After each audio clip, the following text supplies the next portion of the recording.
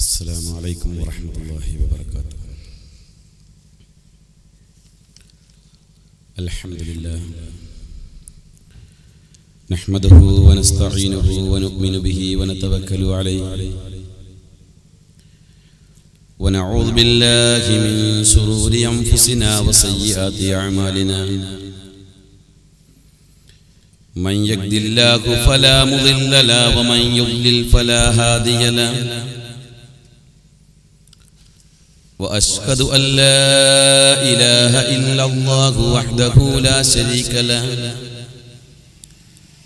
وأشهد أن محمدا عبده ورسوله أرسله بالهدى ودين الحق ليظهره على الدين كله ولو كره المشركون.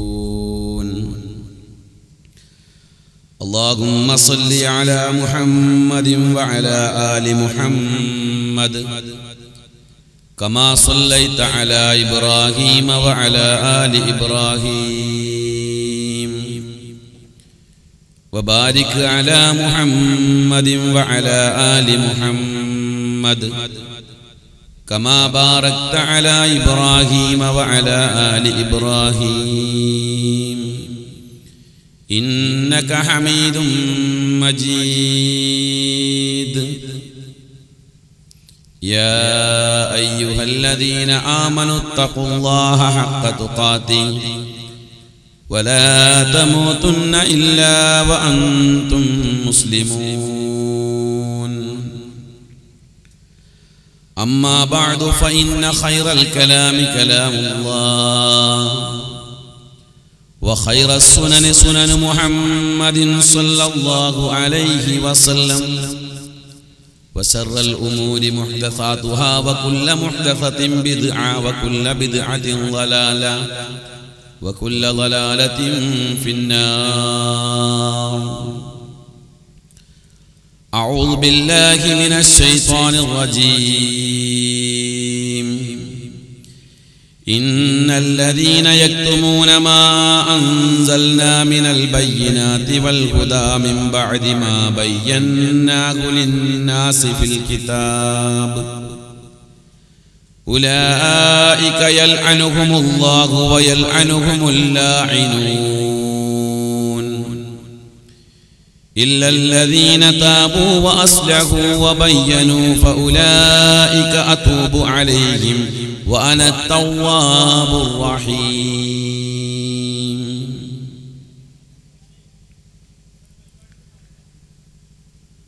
സർവശക്തനായ പടച്ച തമ്പുരാനെ ഭയപ്പെട്ടും അവൻ്റെ വിധിവിലക്കുകൾ ജീവിതത്തിൽ സൂക്ഷ്മതയോടുകൂടി പാലിച്ചു നമ്മുടെ ഓരോരുത്തരുടെയും ജീവിതം ക്രമപ്പെടുത്തണമേ എന്ന് ഞാൻ ഓരോരുത്തരോടും വസിയത്ത് ചെയ്യുകയാണ്. ഈ വസിയത്തനുസരിച്ച് ജീവിക്കാൻ അല്ലാഹു നമുക്കെല്ലാവർക്കും തൗഫീഖ് തന്ന് അനുഗ്രഹിക്കുമാറാകട്ടെ. പ്രിയമുള്ള പണ്ഡിതന്മാരെ, സഹോദര സഹോദരിമാരെ,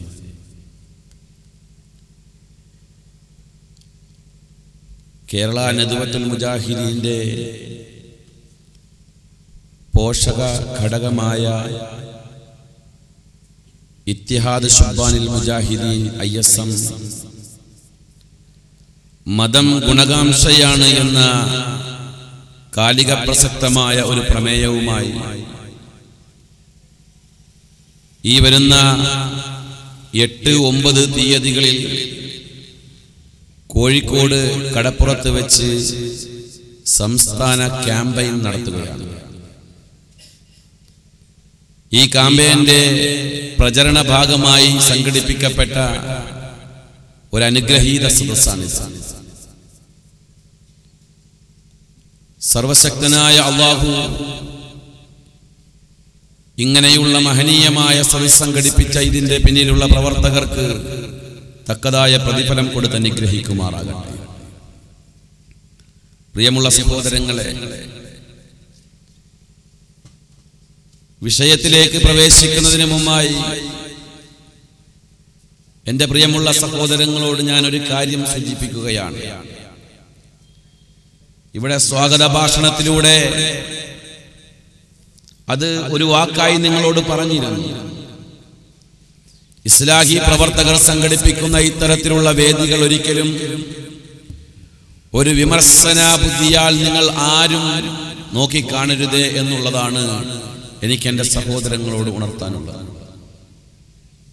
കാരണം അല്ലാഹുവിന്റെ പരിശുദ്ധ ദീനിനെ കുറിച്ച് സമൂഹ മധ്യത്തിൽ വികലമായി ചിത്രീകരിക്കുമ്പോൾ, അല്ലാഹുവിന്റെ പരിശുദ്ധ ദീൻ സമൂഹ മധ്യത്തിൽ വികൃതമായി കാണിച്ചു കൊടുക്കുമ്പോൾ അരുതേ എന്ന് പറയാനുള്ള ഒരു ഈമാനിക ഉണർവിന്റെ ഭാഗമാണ് ഇത്തരത്തിലുള്ള വേദികൾ കൊണ്ട് ഉദ്ദേശിക്കുന്നത്. ആരെയും വ്യക്തിപരമായി തരം താഴ്ത്തി കാണിക്കുവാനോ ആരെയും ആക്ഷേപിക്കുവാനോ അല്ല ഇസ്ലാഹി പ്രവർത്തകർ ഇങ്ങനെ വേദികൾ സംഘടിപ്പിക്കുന്നത്. അല്ലാഹുവിന്റെ ദീനിനെ സംബന്ധിച്ച് ഈ കാലഘട്ടത്തിലുള്ള സത്യവിശ്വാസികളുടെ മനസ്സിൽ ഒരു ഏക ചിന്താഗതി അല്ല ഉള്ളത്.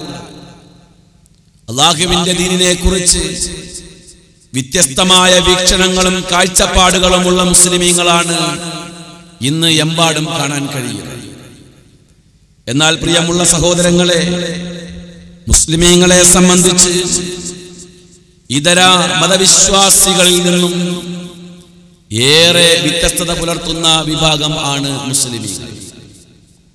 ആഗോളതലത്തിലുള്ള മുസ്ലിമീങ്ങളുടെ ജീവിതം എടുത്ത് പരിശോധിക്കുകയാണ് എങ്കിൽ ഇതര മത ആദർശ ആശയ ചിന്താഗതിക്കാരുടെ ജീവിത ശൈലികളിൽ നിന്നുള്ള വ്യത്യാസം നമുക്ക് പ്രത്യേകമായി എടുത്തു കാണാൻ കഴിയും.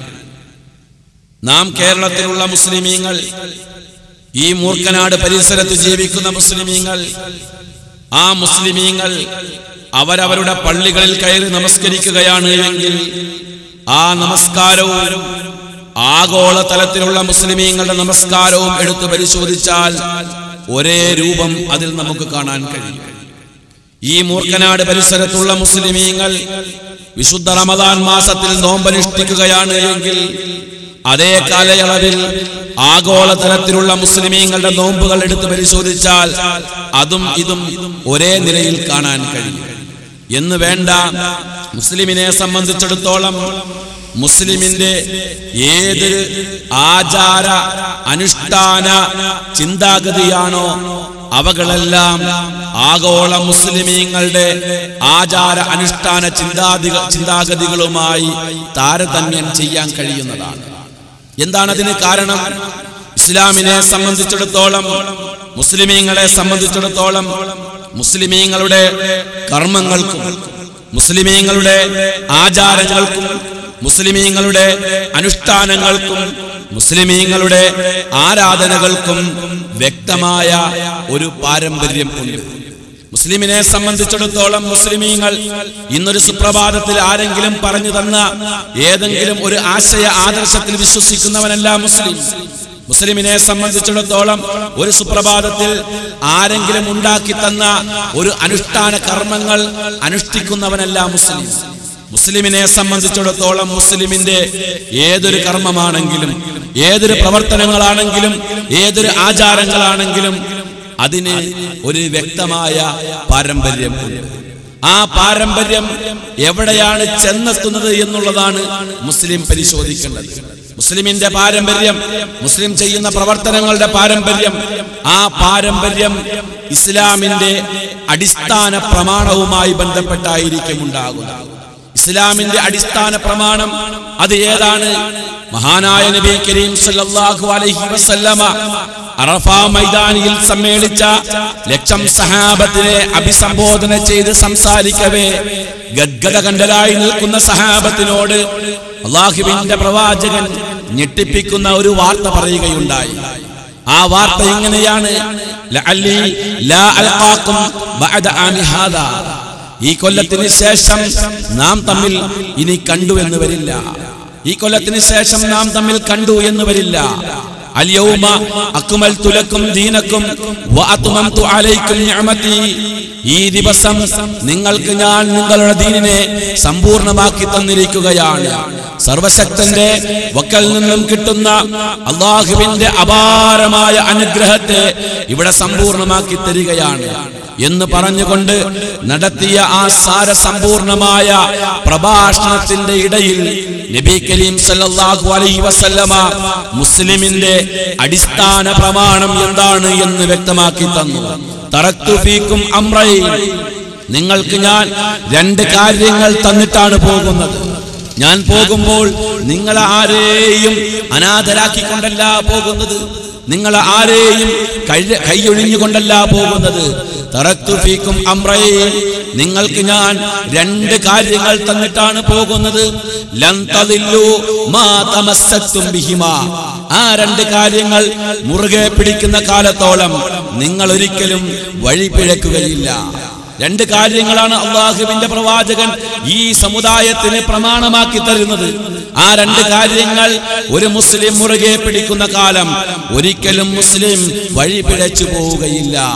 എന്നാൽ പ്രിയമുള്ള സഹോദരങ്ങളെ, അല്ലാഹുവിന്റെ പരിശുദ്ധ പ്രവാചകൻ ആ രണ്ട് സംഗതികളെ ഈ ലോകത്തിന്റെ മുമ്പിൽ വ്യക്തമായി പഠിപ്പിച്ചു തരികയാണ്. ഒന്നാമതായി അല്ലാഹുവിന്റെ പ്രവാചകൻ പറഞ്ഞത് കിതാബല്ലാഹ്, അല്ലാഹുവിന്റെ കിതാബാകുന്നു. രണ്ടാമത് പ്രവാചകൻ പറഞ്ഞു വസുന്നത റസൂലിഹി, അവന്റെ റസൂലിന്റെ അവന്റെ ദൂതന്റെ ചര്യയുമാകുന്നു. ഈ രണ്ട് കാര്യമാണ് മുസ്ലിമിനെ സംബന്ധിച്ചിടത്തോളം പ്രമാണം. അപ്പോൾ മുസ്ലിമിന്റെ പാരമ്പര്യം, മുസ്ലിം നമസ്കരിക്കുന്നത്, മുസ്ലിം നോമ്പനുഷ്ഠിക്കുന്നത്, മുസ്ലിം ദിക്ർ ചൊല്ലുന്നത്, മുസ്ലിം സലാത്ത് ചൊല്ലുന്നത്, മുസ്ലിം പ്രാർത്ഥിക്കുന്നത്, മുസ്ലിം ഖുത്ബ നടത്തുന്നത്, മുസ്ലിം വിവാഹം ചെയ്യുന്നത്, മുസ്ലിമിന്റെ ജീവിതത്തിന്റെ ഓരോ ശ്വാസ ഉച്ഛ്വാസങ്ങളിലും മുസ്ലിമിന്റെ ഓരോ ആചാര അനുഷ്ഠാനങ്ങളും വ്യക്തമായ ഈ പ്രമാണങ്ങളുമായി ബന്ധപ്പെട്ടുകൊണ്ടായിരിക്കും. അപ്പോൾ പ്രമാണവിരുദ്ധമായി എന്തെങ്കിലും മുസ്ലിം കണ്ടാലോ, മുസ്ലിമിനെ സംബന്ധിച്ചിടത്തോളം പ്രമാണവിരുദ്ധമായി എന്തെങ്കിലും കാര്യം കണ്ടാൽ അത് മുസ്ലിം ന്യായീകരിക്കുകയല്ല വേണ്ടത്. പ്രമാണവിരുദ്ധമായി കാണുന്ന ഒരു കാര്യത്തെയും മുസ്ലിം ന്യായീകരിക്കാൻ പാടില്ല. ആ ന്യായീകരിക്കാൻ പാടില്ല എന്ന് മാത്രമല്ല, നബി കരീം സല്ലല്ലാഹു അലൈഹി വസല്ലമ പഠിപ്പിക്കുകയാണ്, മൻ അമില അമലൻ, ആരെങ്കിലും ഒരു അമൽ ചെയ്യുകയാണ്, ഒരു കർമ്മം നിർവഹിക്കുകയാണ്, ലൈസ അലൈഹി അംറുനാ, ആ കാര്യത്തിൽ നമ്മുടെ കൽപ്പനയില്ല, നമ്മുടെ കൽപ്പനയില്ലാത്ത ഒരു കർമ്മം ഒരാൾ നിർവഹിക്കുകയാണ് എങ്കിൽ ഫഹുവ റദ്ദുൻ, അത് തള്ളപ്പെടേണ്ടതാണ്, അത് ന്യായീകരിക്കേണ്ടതല്ല. എന്നാൽ പ്രിയമുള്ള സഹോദരങ്ങളെ, ഈ അടുത്ത കാലത്ത് ഒരു മുസ്ലിയാരുടെ പ്രഭാഷണം ഞാൻ കേൾക്കുകയുണ്ടായി. മുസ്ലിയാരുടെ പ്രഭാഷണം എന്ന് പറഞ്ഞാൽ ആ മുസ്ലിയാർ ഏതെങ്കിലും ഒരു ലോക്കൽ മുസ്ലിയാരല്ല. അല്ലാഹുവിന്റെ പരിശുദ്ധ പ്രവാചകൻ മുസ്ലിമീങ്ങളുടെ അടിസ്ഥാന പ്രമാണത്തെ വ്യക്തമാക്കി തരികയുണ്ടായി. ആ പ്രമാണങ്ങൾക്ക് വിരുദ്ധമായി കാണുന്നത്, ആ പ്രമാണങ്ങളിൽ ഇല്ലാത്ത കാര്യങ്ങളെ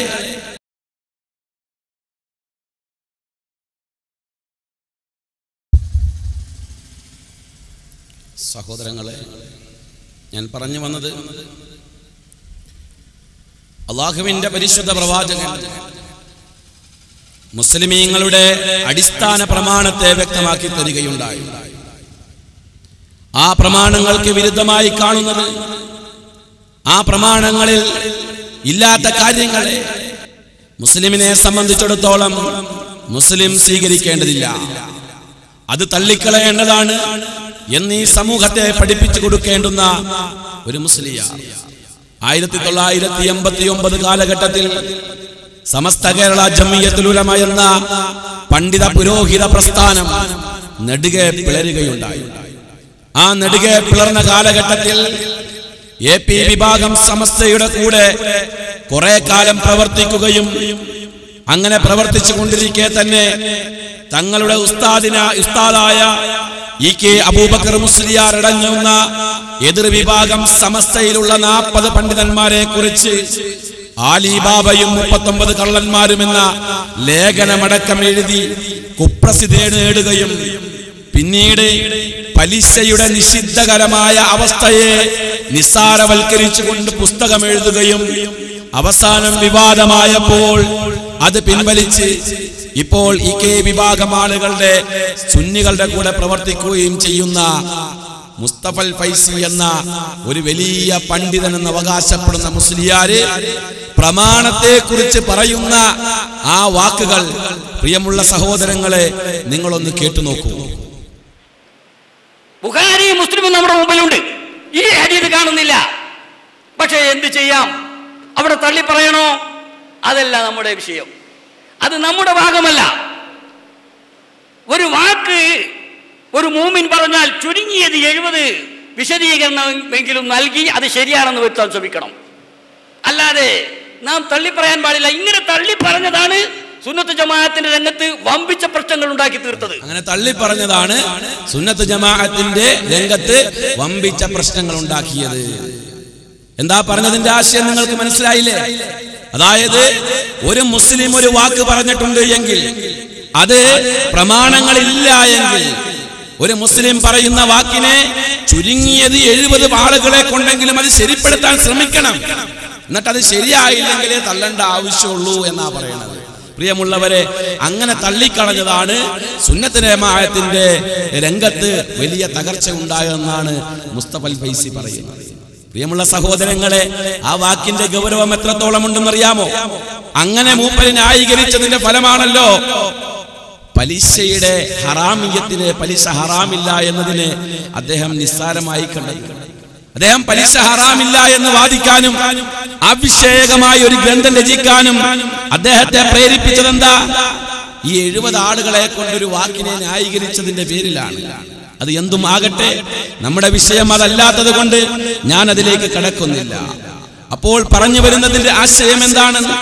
ഒരു മനുഷ്യനെ സംബന്ധിച്ചിടത്തോളം ആ മനുഷ്യൻ ഈ ലോകത്ത് ഒരു മുസ്ലിം ജീവിക്കുമ്പോൾ ആ മുസ്ലിമിന് നാളെ ആഖിറത്തിൽ ഉപകരിക്കേണ്ടുന്ന എല്ലാ സംഗതികളും നബി കരീം സല്ലല്ലാഹു അലൈഹി വസല്ലം ഈ സമൂഹത്തിന് പഠിപ്പിച്ചു തന്നിട്ടാണ് ഈ ലോകത്തോട് പ്രവാചകൻ വിട പറഞ്ഞിട്ടുള്ളത്. അല്ലാഹുവിന്റെ പ്രവാചകന്റെ ആ വാക്കിൽ നിന്ന് തന്നെ അത് വ്യക്തമാണല്ലോ. അൽയൗമ അക്മൽതു ലക്കും ദീനക്കും വഅത്മംതു അലൈക്കും നിഅമതി വറദീതു ലക്കുമുൽ ഇസ്ലാമ ദീനാ. ഈ ദിവസം അല്ലാഹുവിന്റെ ദീനിനെ നിങ്ങൾക്ക് സമ്പൂർണ്ണമാക്കി തന്നിരിക്കുന്നു എന്ന് പറഞ്ഞാൽ, ഒരു മുസ്ലിം ഈ ലോകത്ത് ജീവിച്ച് നാളെ മരിച്ച് ആഖിറത്തിൽ ചെല്ലുമ്പോൾ രക്ഷപ്പെടാൻ ആവശ്യമായ എല്ലാ കാര്യങ്ങളും നബി കരീം സല്ലല്ലാഹു അലൈഹി വസല്ലമ പ്രമാണബന്ധിതമായി കൊണ്ട് നമുക്ക് പഠിപ്പിച്ചു തന്നിട്ടാണ് അല്ലാഹുവിന്റെ പ്രവാചകൻ ഈ ലോകത്തോട് വിട പറഞ്ഞിട്ടുള്ളത്. അതുകൊണ്ട് തന്നെ അല്ലാഹുവിന്റെ പ്രവാചകന്റെ ദീൻ, അല്ലാഹുവിന്റെ പ്രവാചകൻ പഠിപ്പിച്ചു തന്ന ദീൻ, ആ ദീനിൽ ഇല്ലാത്ത ഏതെങ്കിലും ഒരു കാര്യം തുടങ്ങുന്ന ആളുകളെ കുറിച്ച് ബഹുമാനപ്പെട്ട മാലിക് ഇബ്നു അനസ് റളിയല്ലാഹു അൻഹു പറയുകയാണ്, മനിബ്തദഅ ഫിൽ ഇസ്ലാമി ബിദ്അതൻ, ആരെങ്കിലും ഇസ്ലാമിൽ ഒരു പുതിയ കാര്യം തുടങ്ങിയാൽ, ഒരു ബിദ്അത്ത് തുടങ്ങിയാൽ, തുടങ്ങുക മാത്രമല്ല വയറാഹാ ഹസനതൻ, അതവൻ നല്ലതായി കാണുകയും ചെയ്താൽ, വഖദ് സഅമ അന്ന മുഹമ്മദൻ സല്ലല്ലാഹു അലൈഹി വസല്ലം ഖാന ഫിർ റിസാല, അവൻ വാദിച്ചവനായി മുഹമ്മദ് നബി സല്ലല്ലാഹു അലൈഹി വസല്ലമ പ്രവാചകന്റെ ദൗത്യ നിർവഹണത്തിലെ വഞ്ചന കാണിച്ചവനാണെന്ന് വാദിച്ചവനായി ഇസ്ലാമിൽ പുതിയ കാര്യങ്ങളെ തുടങ്ങുകയും അതിനെ നല്ലതായി കാണുകയും ചെയ്യുന്നവർ എന്നതിനെ കുറിച്ച് ബഹുമാനപ്പെട്ട മാലിക് ഇബ്നു അനസ് റഹ്മത്തുള്ളാഹി അലൈഹി പറയുകയാണ്. പ്രിയമുള്ള സഹോദരങ്ങളെ, അപ്പോൾ മുസ്ലിമീങ്ങളെ സംബന്ധിച്ചിടത്തോളം മുസ്ലിമീങ്ങളുടെ ജീവിതത്തിൽ നാളെ ആഖിറത്തിലേക്ക് ഉപകരിക്കുന്ന കാര്യങ്ങൾ നബി കരീം സല്ലല്ലാഹു അലൈഹി വസല്ലമ നമുക്ക് പഠിപ്പിച്ചു തന്നിട്ടുണ്ട്. ആ പഠിപ്പിച്ചു തന്നിരിക്കുന്ന പ്രമാണങ്ങൾ, ആ പ്രമാണങ്ങളെ പാരമ്പര്യമായി കൈപ്പറ്റിക്കൊണ്ട്, പാരമ്പര്യമായി ലഭിച്ചുകൊണ്ട് അതനുസരിച്ച് ജീവിക്കുന്ന ആളുകളാണ് നാം മുസ്ലിമീങ്ങൾ. നമ്മെ സംബന്ധിച്ചിടത്തോളം, പ്രത്യേകിച്ച് സലഫികളെ സംബന്ധിച്ചിടത്തോളം, ഈ സലഫികൾ, അതായത് മുജാഹിദുകൾ എന്ന് വിളിക്കുന്ന, വഹാബികൾ എന്ന് കളിയാക്കി വിളിക്കുന്ന ഈ മുജാഹിദ് പ്രസ്ഥാനം ഏതൊരു പ്രവർത്തനം ഇവിടെ ചെയ്യുന്നുണ്ടോ, ഏതൊരു കർമ്മങ്ങൾ ചെയ്യുന്നുണ്ടോ, ആ കർമ്മങ്ങൾ മുഴുവനും അല്ലാഹുവിന്റെ പരിശുദ്ധ ദീനിന്റെ പ്രമാണങ്ങൾ അടിസ്ഥാനമാക്കിക്കൊണ്ടുള്ള പ്രവർത്തനങ്ങളല്ലാതെ അതിന്റെ അപ്പുറത്തേക്ക് ഒരു പ്രവർത്തനങ്ങളും ഇവിടെയുള്ള മുജാഹിദുകൾ ചെയ്യുന്നില്ല. ഇവിടെയുള്ള പ്രമാണങ്ങളിൽ ഒരു ഇമാമിങ്ങളുടെ കൈകടത്തലുകളിലും മുജാഹിദുകൾ മുൻകൈ എടുത്തിട്ടില്ല. ഇവിടെയുള്ള പ്രമാണങ്ങളിൽ ഏതെങ്കിലും ശൈഖുമാർ കൈകടത്തിയതിനെ കുറിച്ച് മുജാഹിദുകൾ അത് സ്വീകരിക്കുന്നില്ല. മുജാഹിദുകളെ സംബന്ധിച്ചിടത്തോളം അള്ളാഹു എന്ന് പറഞ്ഞു, അള്ളാഹുവിന്റെ പ്രവാചകൻ അതെങ്ങനെ സഹാബത്തിന് വിശദീകരിച്ചു കൊടുത്തു, സഹാബത്ത് അത് ലോകത്തിന് എങ്ങനെ പഠിപ്പിച്ചു കൊടുത്തു, സലഫുസ് സാലിഹീങ്ങളുടെ നടപടിക്രമം എന്തായിരുന്നു മുസ്ലിമീങ്ങളുടെ ജീവിതത്തിൽ എന്നുള്ളതാണ് സലഫുകൾ നോക്കിക്കാണുന്നത്. അപ്പോൾ സലഫുകളുടെ ജീവിതത്തെ സംബന്ധിച്ച് മുജാഹിദുകളുടെ ജീവിതത്തെ സംബന്ധിച്ച് പുതിയതായി ഒരു സംഗതിയും മുജാഹിദുകളുടെ ജീവിതത്തിൽ കാണാൻ കഴിയില്ല. ഇവിടെ മുജാഹിദ് പ്രസ്ഥാനത്തിന്റെ പാരമ്പര്യം വെല്ലുവിളിച്ചുകൊണ്ട് കടന്നുപോയ ഒരാളെ കുറിച്ച് കേൾക്കുകയുണ്ടായി. എവിടെ ചെന്നാലും ആ മനുഷ്യനെ വെല്ലുവിളിക്കാനുള്ളത് പ്രസ്ഥാനത്തിന്റെ പാരമ്പര്യത്തെ കുറിച്ചാണ്. ഈ പാരമ്പര്യത്തെ വെല്ലുവിളിക്കുന്നത് കണ്ടപ്പോൾ പണ്ടൊരു കഥ ഞാൻ വായിച്ചു. ആ കഥയിലുള്ളത് ഒരു രാജാവ്, ആ രാജാവ് നല്ല ഭരണം കാഴ്ചവെച്ച് നാട്ടുകാർക്ക് ഉപകാരപ്രദമായ കാര്യങ്ങളൊക്കെ ചെയ്തു കൊടുത്തിരിക്കെ ആ രാജാവിന്റെ അടുക്കൽ ഒരു 3 ആളുകൾ വന്നു.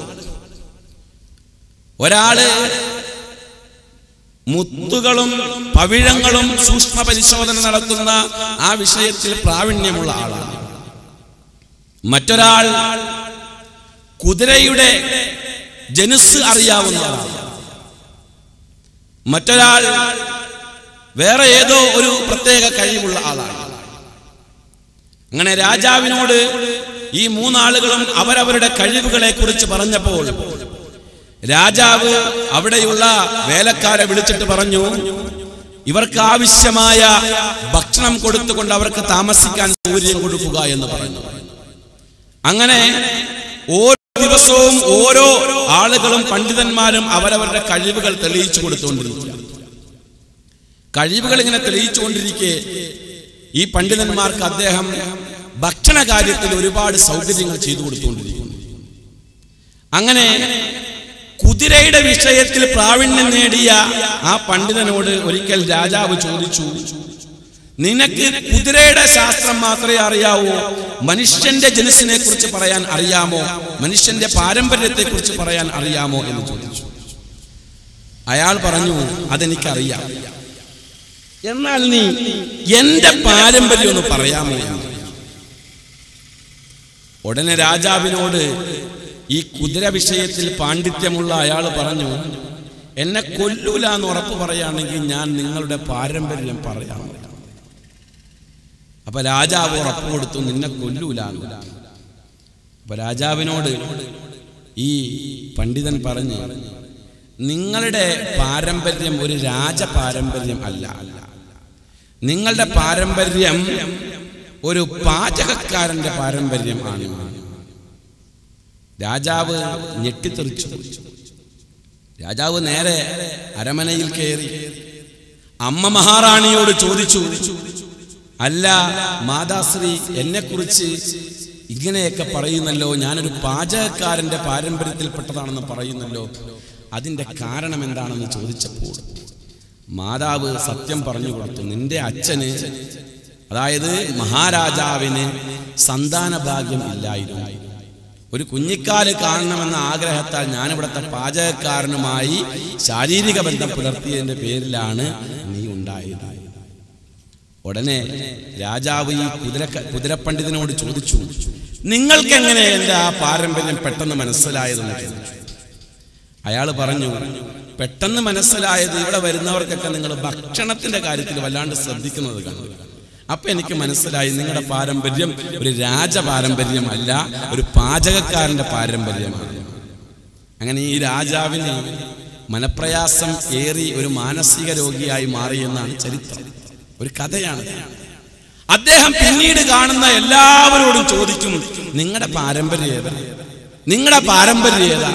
സ്വയം പാരമ്പര്യത്തെ കുറിച്ച് പോലും ബോധം നഷ്ടപ്പെട്ടു പോയ ഒരു മനോരോഗിയായ ഒരു രാജാവിന്റെ ജൽപ്പനം പോലെയാണ് ഇവിടെ വന്ന് പ്രസംഗിച്ചു പോയ മുസ്ലിയാര് ഇവിടെയുള്ള മുജാഹിദുകളുടെ പാരമ്പര്യത്തെ കുറിച്ച് ചോദിച്ചിട്ട് പോകുന്നത്. പ്രിയമുള്ള സഹോദരങ്ങളെ, മുജാഹിദുകളെ സംബന്ധിച്ചിടത്തോളം, സലഫികളെ സംബന്ധിച്ചിടത്തോളം, സലഫി പ്രസ്ഥാനം ഇവിടെ ഏതൊരു പ്രവർത്തനങ്ങൾ ചെയ്യുന്നുണ്ട് എങ്കിലും ആ പ്രവർത്തനങ്ങൾക്ക് പ്രമാണവുമായി വ്യക്തമായ ബന്ധമുണ്ടാകും. ഇവിടെ കൂട്ടുപ്രാർത്ഥനയുടെ വിഷയത്തിൽ ഘോരഘോരം ഇവിടെയുള്ള സഹോദരങ്ങളെ ഞെട്ടിത്തെറിപ്പിക്കത്തക്ക രീതിയിൽ മുജാഹിദ് പ്രസ്ഥാനത്തെ കുറ്റപ്പെടുത്തി സംസാരിക്കുകയുണ്ടായല്ലോ. എന്നാൽ പ്രിയമുള്ളവരെ, ഞാൻ വിനയത്തോടു കൂടി ഒന്ന് ചോദിക്കുകയാണ്. നബി കരീം സല്ലല്ലാഹു അലൈഹി വസല്ലമ പ്രവാചകന്റെ ജീവിത കാലഘട്ടത്തിൽ ഏകദേശം 20,000 വഖ്തോളം ജമാഅത്തായി പ്രവാചകൻ നമസ്കരിച്ചിട്ടുണ്ട്. ഏകദേശം അത്ര കാലയളവിൽ പ്രവാചകൻ നമസ്കരിച്ചിട്ട് ഏതെങ്കിലും ഒരു വഖത്തിൽ ഇവിടെയുള്ള സുന്നി പള്ളികളിൽ കാണിച്ചു കൂട്ടുന്നത് പോലെ, ഇവിടെയുള്ള സുന്നി പള്ളികൾ ചെയ്തു കൂട്ടുന്നത് പോലെ ഒരു കൂട്ടു പ്രാർത്ഥനയും ഒരു കൂട്ട ദിക്റും എവിടെയെങ്കിലും കാണിച്ചു തരാൻ, ഏതെങ്കിലും പ്രമാണങ്ങളുടെ തെളിവിൽ കാണിച്ചു തരാൻ ഇവിടെയുള്ള മുസ്ലിയാർക്ക് കഴിയുമോ? കഴിയില്ല എന്നുള്ളതാണ് യാഥാർത്ഥ്യം. കാരണം എന്താണെന്ന് വെച്ചാൽ, നാം മുജാഹിദുകളെ സംബന്ധിച്ചിടത്തോളം മുജാഹിദുകൾ പ്രാർത്ഥനയ്ക്കെതിരല്ല, ഒരിക്കലും പ്രാർത്ഥനയ്ക്കെതിരല്ല. നമസ്കാരത്തിന് ശേഷം ചെയ്യേണ്ടുന്ന പ്രാർത്ഥനകളുടെ വ്യക്തമായ രൂപം ഓരോ സലഫി പള്ളികളിലും പോയി നോക്കിയാൽ അവിടെ രേഖപ്പെടുത്തി വെച്ചിട്ടുണ്ട്. പ്രാർത്ഥന അനിവാര്യമാണ്. കൂട്ടുപ്രാർത്ഥന എന്ന ഓമന പേരിട്ടുകൊണ്ട് ഇവിടെയുള്ള സുന്നി വിഭാഗം എന്ന് പറയപ്പെടുന്ന ആളുകൾ ചെയ്യുന്ന പ്രാർത്ഥന സത്യത്തിൽ അത് കൂട്ടുപ്രാർത്ഥനയാണോ? അത് കൂട്ടുപ്രാർത്ഥനയല്ലല്ലോ, അത് ഏക പ്രാർത്ഥനയാണ്. ഒരാൾ മാത്രമേ പ്രാർത്ഥിക്കുന്നുള്ളൂ, ഒരാൾ മാത്രം പ്രാർത്ഥിക്കുന്നു, ബാക്കിയുള്ള ആളുകളൊക്കെ ആമീൻ പറയുന്നു. കൂട്ടുപ്രാർത്ഥനയല്ല അവർ നടക്കുന്നത്. ഇവര് പറയുന്ന കൂട്ടുപ്രാർത്ഥന ശരിക്കും നടക്കുന്നത് കാണണമെങ്കിൽ സലഫി പള്ളികളിലേക്ക് വന്നു നോക്കൂ. നമസ്കാരം കഴിഞ്ഞ് സലാം വീട്ടിക്കഴിഞ്ഞാൽ അവിടെ വ്യക്തമായി കാണാം, സലഫികൾ ഇരുന്നു കൊണ്ട് അവർ സുബ്ഹാനല്ലാഹ് 33 പ്രാവശ്യം പറയുന്നു, അൽഹംദുലില്ലാഹ് 33 പ്രാവശ്യം പറയുന്നു, അല്ലാഹു അക്ബർ 33 പ്രാവശ്യം പറയുന്നു. നമസ്കാരത്തിന് ശേഷം സ്വഹീഹായ ഹദീസുകളിലൂടെ വാലിദായിട്ടുള്ള എല്ലാ ഔറാദുകളും പൂർത്തിയാക്കിക്കൊണ്ടാണ് സലഫികൾ ആ മുസല്ലയിൽ നിന്നും എഴുന്നേറ്റ് പോയിട്ടുള്ളത്. അത് ആരുടെ പാരമ്പര്യമാണ്? അത് ഇവിടെയുള്ള മുസ്ലിയാക്കന്മാരുടെ പാരമ്പര്യം അല്ല. അത് സത്യവിശ്വാസികൾ അവരുടെ മാനസാന്തരങ്ങളിൽ കൊട്ടാരത്തിന്റെ അകത്ത് സൂക്ഷിച്ചു വെച്ചിട്ടുള്ള സ്നേഹത്തിന്റെ പ്രതീകമായ നബി കരീം സല്ലല്ലാഹു അലൈഹി വസല്ലമ ഈ ലോകത്ത് പഠിപ്പിച്ചു തന്ന പ്രമാണങ്ങളിൽ മുട്ടുന്ന പാരമ്പര്യമാണ് ഇവിടെയുള്ള മുജാഹിദുകൾ അവരുടെ പള്ളികളിൽ ചെയ്തുകൊണ്ടിരിക്കുന്ന നമസ്കാരത്തിന് ശേഷമുള്ള പ്രാർത്ഥന. എന്നാൽ പ്രിയമുള്ള സഹോദരങ്ങളെ, ഈ കൂട്ടുപ്രാർത്ഥന നടത്തുന്നു എന്ന് വാദിക്കുന്ന സുന്നികളെന്ന് പറയപ്പെടുന്ന ആളുകൾ അവര് ചെയ്യുന്ന കൂട്ടുപ്രാർത്ഥന, അവര് കാണിച്ചു കൂട്ടുന്ന ആ കോലത്തിന് അവരുടെ പ്രമാണങ്ങളിൽ എന്ത് തെളിവാണുള്ളത് എന്ന് നമുക്കൊന്ന് പരിശോധിച്ചു നോക്കാം. അവരുടെ പ്രമാണങ്ങൾ അവരംഗീകരിക്കുന്ന, അവരുടെ മദ്ഹബിന്റെ ഇമാമിങ്ങൾ പറയുന്ന അവരുടെ ഗ്രന്ഥങ്ങളിലൂടെ നമുക്ക് ഒരു ചെറിയ സമയം കൊണ്ട് ഒന്ന് ഒരു നിരീക്ഷണം നടത്തി നോക്കാം.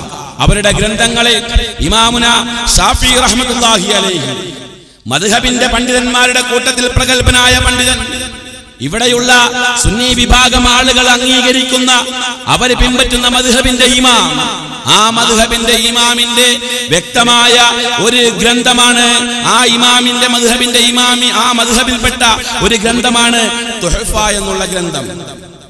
തുഹ്ഫ എന്നുള്ളത് എല്ലാവർക്കും അറിയുന്ന ഗ്രന്ഥമാണ്. ആ തുഹ്ഫ എന്ന് പറയുന്ന ഗ്രന്ഥം ബഹുമാനപ്പെട്ട ഇബ്നു ഹജർ അൽ ഹൈതമി റഹ്മത്തുള്ളാഹി അലൈഹി രചിച്ചതാണ്. ആ തുഹ്ഫയിൽ അദ്ദേഹം പറയുകയാണ്, വൽ അഫ്ളു, ഒരൽപ്പമെങ്കിലും അള്ളാഹുവിന്റെ ദീനിന്റെ വിഷയത്തിൽ ആത്മാർത്ഥതയുള്ള സത്യവിശ്വാസികളുണ്ട് എങ്കിൽ ഞാൻ ഈ പറയുന്ന വിഷയം ഒന്ന് നല്ല മനസ്സോടുകൂടി കേൾക്കുക. തുഹ്ഫയിൽ ബഹുമാനപ്പെട്ട ഇബ്നു ഹജർ അൽ ഹൈതമി റഹ്മത്തുള്ളാഹി അലൈഹി പറയുകയാണ്, അൽ അഫ്ളു, അഫ്ളല് ഏറ്റവും ശ്രേഷ്ഠമായത്, ലിൽ ഇമാമി, ഇമാമിന് ഏറ്റവും ശ്രേഷ്ഠമായത്, ഇദാ സല്ലമ, സലാം വീട്ടിയാൽ, അൻ യഖൂമ മിൻ മുസല്ലാഹു, ഇമാം മുസല്ലയിൽ നിന്നും എഴുന്നേറ്റ് പോക്കാണ് ഇമാമിന് ഏറ്റവും ശ്രേഷ്ഠമായത്. എപ്പോൾ? അഖിബ സലാമിഹി, സലാം വീട്ടിയാൽ ഉടനെ. ഇദാ ലം യകുൻ ഖൽഫഹു, ഇമാമിന്റെ പുറകിൽ ഇല്ല എങ്കിൽ. ആര്? നിസാഉൻ, സ്ത്രീകളില്ല എങ്കിൽ. ഇമാമിന്റെ പുറകിൽ സ്ത്രീകളില്ലെങ്കിൽ ഇമാമിന് ഏറ്റവും ശ്രേഷ്ഠമായത് മുസല്ലയിൽ നിന്നും എഴുന്നേറ്റ് പോക്കാണ്. നിങ്ങളൊന്ന് ആലോചിച്ച് നോക്കൂ കൂട്ടരെ. മുസല്ലയിൽ നിന്നും എഴുന്നേറ്റ് പോക്കാണെന്ന് പറയുമ്പോൾ അവിടെ രണ്ട് മസ്അലകൾ വരുന്നുണ്ട്. ഒന്ന്, ഇമാമിന്റെ പുറകിൽ സ്ത്രീകൾ ഉണ്ടാകാം എന്നൊരു മസ്അല വരുന്നുണ്ട്. പെണ്ണുങ്ങൾ പള്ളിയിൽ പോവുക എന്നൊരു മസ്അല വരുന്നുണ്ട്. അത് മുജാഹിദുകൾ പുതിയതായിട്ടുണ്ടാക്കിയ ഒരു മസ്അലയല്ല.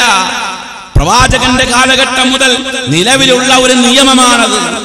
അങ്ങനെ പെണ്ണുങ്ങൾ പുറകിലില്ല എങ്കിൽ നമസ്കാരത്തിൽ സലാം വീട്ടിയാൽ ഉടനെ ഇമാം മുസല്ലയിൽ നിന്നും എഴുന്നേറ്റ് പോക്കാണ് ഏറ്റവും അഫ്ളൽ എന്ന് ബഹുമാനപ്പെട്ട ഇബ്നു ഹജറുൽ ഹൈതമി റഹ്മത്തുള്ളാഹി അലൈഹി അദ്ദേഹത്തിന്റെ തുഹഫയിൽ പറയുന്നു. അതേപോലെ തന്നെ ബഹുമാനപ്പെട്ട ഇമാം ഷാഫിഈ റഹ്മത്തുള്ളാഹി അലൈഹി അദ്ദേഹത്തിന്റെ പ്രസിദ്ധമായ കിതാബുൽ ഉമ്മിൽ പറയുന്ന ഒരു ഭാഗം നിങ്ങളൊന്ന് ശ്രദ്ധിക്കുക. കിതാബുൽ ഉമ്മ് മുസ്ലിയാക്കന്മാർക്ക് സുപരിചിതമാണല്ലോ. ആ കിതാബുൽ ഉമ്മ് നിങ്ങൾ അല്പമെങ്കിലും ആത്മാർത്ഥതയുണ്ട് എങ്കിൽ ഈ കിതാബുൽ ഉമ്മിൽ ഇമാം ഷാഫിഈ റഹ്മത്തുള്ളാഹി അലൈഹി പറഞ്ഞതൊന്ന് സ്വീകരിച്ചുകൂടെ? അദ്ദേഹം പറയുകയാണ്, ഖാല ശാഫിഈ, ഇമാം ഷാഫിഈ റഹ്മത്തുള്ളാഹി അലൈഹി പറയുന്നു, വഅഖ്താറു ലിൽ ഇമാമി, ഇമാമിന് ഞാൻ മുഖ്തറാക്കുന്നു, ഞാൻ പ്രാധാന്യം കൽപ്പിക്കുന്നു. വൽ മഅ്മൂമി, മഅ്മൂമിനും പ്രാധാന്യം കൽപ്പിക്കുന്നത് എന്താ? അൻയുദ്കറ, അവർ രണ്ടുപേരും ദിക്ർ ചൊല്ലൽ, അവർ രണ്ടുപേരും യുദ്കറല്ലാഹ, അല്ലാഹുവിനെ ദിക്ർ ചെയ്യലാണ്. ബഅദൽ ഇൻസിറാഫി മിനസ് സലാത്തി, നമസ്കാരത്തിന് ശേഷം നമസ്കാരത്തിൽ നിന്നും പിരിഞ്ഞു കഴിഞ്ഞാൽ. വയഖ്ഫിയാനി അദ്ദിക്റ, ആ ദിക്റിനെ അവർ രണ്ടുപേരും ഖഫിയാക്കണം, അവർ രണ്ടുപേരും അതിനെ ചെറുതാക്കണം, ശബ്ദം കുറച്ചുകൊണ്ട് പറയണം. എപ്പോൾ ഒഴിച്ച്? ഇല്ലാ അൻ യകൂന ഇമാമൻ യുഹിബ്ബു അൻ യതഅല്ലമ മിൻഹു, മഅ്മൂമീങ്ങൾക്ക് ദിക്റും ദുആഉം ഇമാം പഠിപ്പിച്ചു കൊടുക്കാൻ ഉദ്ദേശിച്ചാൽ ഒഴിച്ച്. അപ്പോൾ മഅ്മൂമീങ്ങൾക്ക് ദിക്റും ദുആഉം പഠിപ്പിച്ചു കൊടുക്കാൻ ഇമാം ഉദ്ദേശിച്ചാൽ അയാൾ എന്ത് ചെയ്യണം? ഫയജ്ഹറു, ഉറക്കെ പറയണം. ഹത്താ യറ, അയാൾ മനസ്സിലാക്കുന്നത് വരെ. അന്നഹു ഖദ് തഅല്ലമ മിൻഹു, മഅ്മൂമീങ്ങളൊക്കെ ഈ ദിക്റും ദുആഉം പഠിച്ചു എന്ന് ഉറപ്പാക്കുന്നത് വരെയും അയാൾ ഉറക്കെ പറയണം. അങ്ങനെ ഉറപ്പായി കഴിഞ്ഞാലോ സുമ്മ യുസിറു, പിന്നീട് പതുക്കെ പറയണം. അപ്പോ ദിക്റും ദുആഉം ഉറക്കെയാക്കാൻ ഇമാം ഷാഫിഈ റഹ്മത്തുള്ളാഹി അലൈഹി അനുവദിച്ചത് എപ്പോഴാ? മഅ്മൂമീങ്ങൾക്ക് പഠിപ്പിച്ചു കൊടുക്കാൻ. മഅ്മൂമീങ്ങൾക്ക് പഠിപ്പിച്ചു കൊടുക്കുന്ന സന്ദർഭത്തിൽ ഉറക്കെ പറയുന്നത് കൊണ്ട് കുഴപ്പമില്ല എന്ന് പറഞ്ഞ ഇമാം ഷാഫിഈ റഹ്മത്തുള്ളാഹി അലൈഹി പറയുന്നത് എന്താ? പഠിച്ചു കഴിഞ്ഞാൽ പിന്നെ പതുക്കെ മതി. എന്നാൽ ഇവിടെയുള്ള സുന്നി പള്ളികളിലോ ആജീവനാന്തകാല പഠിപ്പിക്കല. ഇതുവരെയും പഠിച്ചു കഴിഞ്ഞിട്ടില്ലല്ലോ, ഇപ്പോഴും പഠിപ്പിച്ചുകൊണ്ടേയിരിക്കുകയാണ്. എന്നാൽ നമ്മുടെ കേരളക്കരയിലെ ബഹുമാനപ്പെട്ട സൈനുദ്ദീൻ മഖ്ദൂം രണ്ടാമൻ, മാഹി കുഞ്ഞിപ്പള്ളിയിൽ മറവ് ചെയ്തു കിടക്കുന്ന ആ മഹാപണ്ഡിതൻ എഴുതിയ ഗ്രന്ഥമാണല്ലോ ഫത്ഹുൽ മുഈൻ. ഫത്ഹുൽ മുഈനെ കുറിച്ച് കേൾക്കാത്ത മുസ്ലിയാക്കന്മാരുണ്ടാവുകയില്ല. ഫത്ഹുൽ മുഈൻ പ്രസിദ്ധമായ ഗ്രന്ഥമാണ്. പള്ളി ദർസുകളിലൊക്കെ എല്ലാ ആളുകളും ഓതി പഠിക്കുന്ന ഗ്രന്ഥമാണ്. ആ ഫത്ഹുൽ മുഈനിലെ നമസ്കാരത്തിന് ശേഷമുള്ള പ്രാർത്ഥനയെ കുറിച്ച് പറയുന്ന ഭാഗം നിങ്ങളൊന്ന് ശ്രദ്ധിക്കൂ. വസുന്ന, സുന്നത്താക്കപ്പെട്ടിരിക്കുന്നു. ദിക്റും വദുആഉൻ, ദിക്റും ദുആഉം സുന്നത്താക്കപ്പെട്ടിരിക്കുന്നു. സിർറൻ, പതുക്കെ. അഖിബഹ, നമസ്കാരത്തിന്റെ പിറകെ, നമസ്കാരത്തിന്റെ തൊട്ട് പിറകെ പതുക്കെ ദിക്റും ദുആഉം സുന്നത്താക്കപ്പെട്ടിരിക്കുന്നു. അതിനുശേഷം അദ്ദേഹം പറയുകയാണ്, അത് വളരെയധികം രസാവഹമായ ഒരു മസലയാണ്. അതെന്താണെന്ന് വെച്ചാൽ, ഇവിടെയുള്ള സുന്നി പള്ളികളിലൊക്കെ, ഞാനൊരു സുന്നി പള്ളിയിലെ ഖത്തീബായിരുന്നതിന്റെ പേരിലാണ് ആധികാരികമായി തന്നെ പറയുന്നത്. ഇവിടെയുള്ള സുന്നി പള്ളികളിലൊക്കെ ഒരു മുജാഹിദുകാരൻ കയറി നമസ്കരിക്കാൻ ചെന്നാൽ ആ നമസ്കാരത്തിൽ ഈ മുജാഹിദെങ്ങാനും മസ്ബൂഖാണെങ്കിൽ, മസ്ബൂഖ് എന്ന് പറഞ്ഞാൽ പിന്തി തുടർന്ന ആളാണ്, ഇമാം 2 റക്അത്തൊക്കെ കഴിഞ്ഞിട്ടാണ് പോയി തുടർന്നതെങ്കിൽ, സലാം വീട്ടിയ ഉടനെ ബാക്കി 2 റക്അത്ത് വീടാൻ വേണ്ടി ഈ മുജാഹിദുകാരനെ എഴുന്നേറ്റ് നിന്ന് കൈകെട്ടുമല്ലോ. അപ്പോൾ കൈ കെട്ടിയിരിക്കുന്ന സ്ഥലം നെഞ്ചിന്റെ ഭാഗത്താണ് എങ്കിൽ, നെഞ്ചിന്റെ മുകളിലാ കൈ കെട്ടിയിരിക്കുന്നതെങ്കിൽ ഇമാമിന് ഒരല്പം സൗണ്ട് കൂടുതലായിരിക്കും. സുബ്ഹാനല്ലാഹ് കുറച്ച് കൂടുതലായിരിക്കും പറയുന്നത്. തൊട്ട് മുമ്പ് ദുഹർ നിസ്കരിച്ചപ്പോൾ സുബ്ഹാനല്ലാഹ് എന്ന് പതുക്കെ പറഞ്ഞു കൊടുത്തിട്ടുണ്ട്. ഇപ്പോ മുജാഹിദ് പുറകിലുണ്ടെങ്കിൽ ഒരല്പം സൗണ്ട് കൂട്ടും. അഫ്ളൽ ദിക്റൊക്കെ ഏറെക്കുറെ ഒരു ദിക്ർ ഹൽക്ക വാർഷികത്തിന്റെ സൗണ്ട് ഉണ്ടാകും. അഫ്ളൽ ദിക്റൊക്കെ പിന്നെയോ പ്രാർത്ഥന, കൂട്ടുപ്രാർത്ഥനയോ ഒരു ദുആ സമ്മേളനത്തിന്റെ പ്രതീതിയായിരിക്കും. എന്താ കാരണം? പുറകില് മുജാഹിദുണ്ട്, അവൻ അറിയട്ടെ ഞങ്ങളുടെ പള്ളികളിൽ ഇങ്ങനെയൊക്കെ ഉണ്ട് എന്ന്. അതിനെക്കുറിച്ച് ഫത്ഹുൽ മുഈനിലെ ജൈനുദ്ദീൻ മഖ്ദൂം പറയണത് എന്താണെന്നറിയോ? അതൊന്ന് വായിച്ചു നോക്കിയിട്ടെങ്കിലും ഇമാമത്തിന് പോയി കൂടെ കൂട്ടരെ. കാല ഷെയ്ഖുന പറയുകയാണ്. ഷെയ്ഖുന എന്ന് പറഞ്ഞാൽ എ പി അബൂബക്കർ മുസ്ലിയാരല്ല. ഷെയ്ഖുന എന്ന് പറഞ്ഞാൽ മുമ്പ് ഞാൻ ഇവിടെ വായിച്ച തുഹഫയുടെ മുസന്നിഫിനെ കുറിച്ചാണ് പറയുന്നത്. കാല ഷെയ്ഖുന പറഞ്ഞു, അമ്മൽ മുബാലഗതു ഫിൽ ജഹ്രി ബിഹിമാ, ദിക്റും ദുആഉം ഉറക്കയാക്കിക്കൊണ്ട് അതിൽ അമിതം കാണിക്കല്, ശബ്ദം വലുതാക്കി പറയല്. എവിടെ? ഫിൽ മസ്ജിദി, പള്ളിയിൽ. ബിഹൈസു യഹ്സുലു തശ്വീശു അലൽ മുസല്ലി, അലാ മുസല്ലിൻ, നമസ്കരിക്കുന്നവർക്ക് കൺഫ്യൂഷൻ ഉണ്ടാകുന്ന തരത്തിൽ ഉറക്കെ ശബ്ദത്തിൽ ദിക്റും ദുആഉം പറയല്. ഫയംബഗി ഹുർമതുഹാ, അത് ഹറാമാണെന്നുള്ളത് അനിവാര്യമാണ്. നിങ്ങളുടെ അടുത്തുള്ള മുസ്ലിയാക്കന്മാരോട് പോയി ചോദിക്കുക, ഫത്ഹുൽ മുഈനിൽ അങ്ങനെ ഒരു മസല ഉണ്ടോ എന്നൊന്ന് ചോദിക്കുക. ഉണ്ടെന്നേ പറയുകയുള്ളൂ.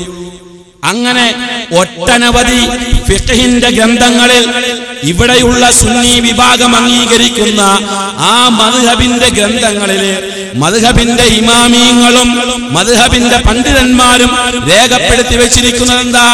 നമസ്കാരത്തിന് ശേഷം ഇന്ന് ഈ കാണുന്ന തരത്തിലുള്ള ഒരു കൂട്ടുപ്രാർത്ഥനാ സംവിധാനം ഇല്ല എന്നുള്ളതാണ് അവർ പഠിപ്പിക്കുന്നത്. എന്നാൽ പ്രിയമുള്ള സഹോദരങ്ങളെ, ഇതിനെ എതിർക്കുന്ന ആളുകൾ, ഈ കൂട്ടുപ്രാർത്ഥന ശരിയല്ലെന്ന് പറയുന്ന ആളുകൾ, ആ ആളുകൾക്ക് ഇവിടെയുള്ള സുന്നികൾ എന്ന് പറയപ്പെടുന്ന ആളുകൾ നൽകിയ ഓമന പേരെന്താ? മുബ്തദികൾ എന്നാണ്. എന്നാൽ പ്രിയമുള്ളവരെ, ഇവിടെ ഇപ്പോൾ വ്യാപകമായ ഒരു ആശയം, ഒരു ചിന്താഗതി നമ്മുടെ മുസ്ലിമീങ്ങളുടെ ഇടയിലുണ്ട്.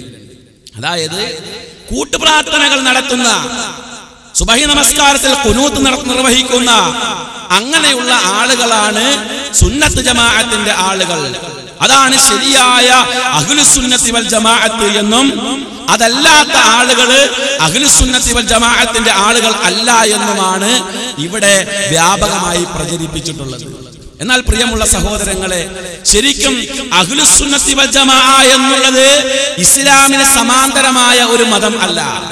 അഹ്ലുസുന്നത്തി വൽ ജമാഅ എന്നുള്ളത് നബി കരീം സല്ലല്ലാഹു അലൈഹി വസല്ലമ സഹാബത്ത് മുഖേന സലഫുസ് സാലിഹീങ്ങളിലൂടെ ഈ സമൂഹത്തിന് പഠിപ്പിച്ചു തന്ന ഒരു മഹത്തായ ആശയമാണ് അഹ്ലുസുന്നത്തി വൽ ജമാഅ.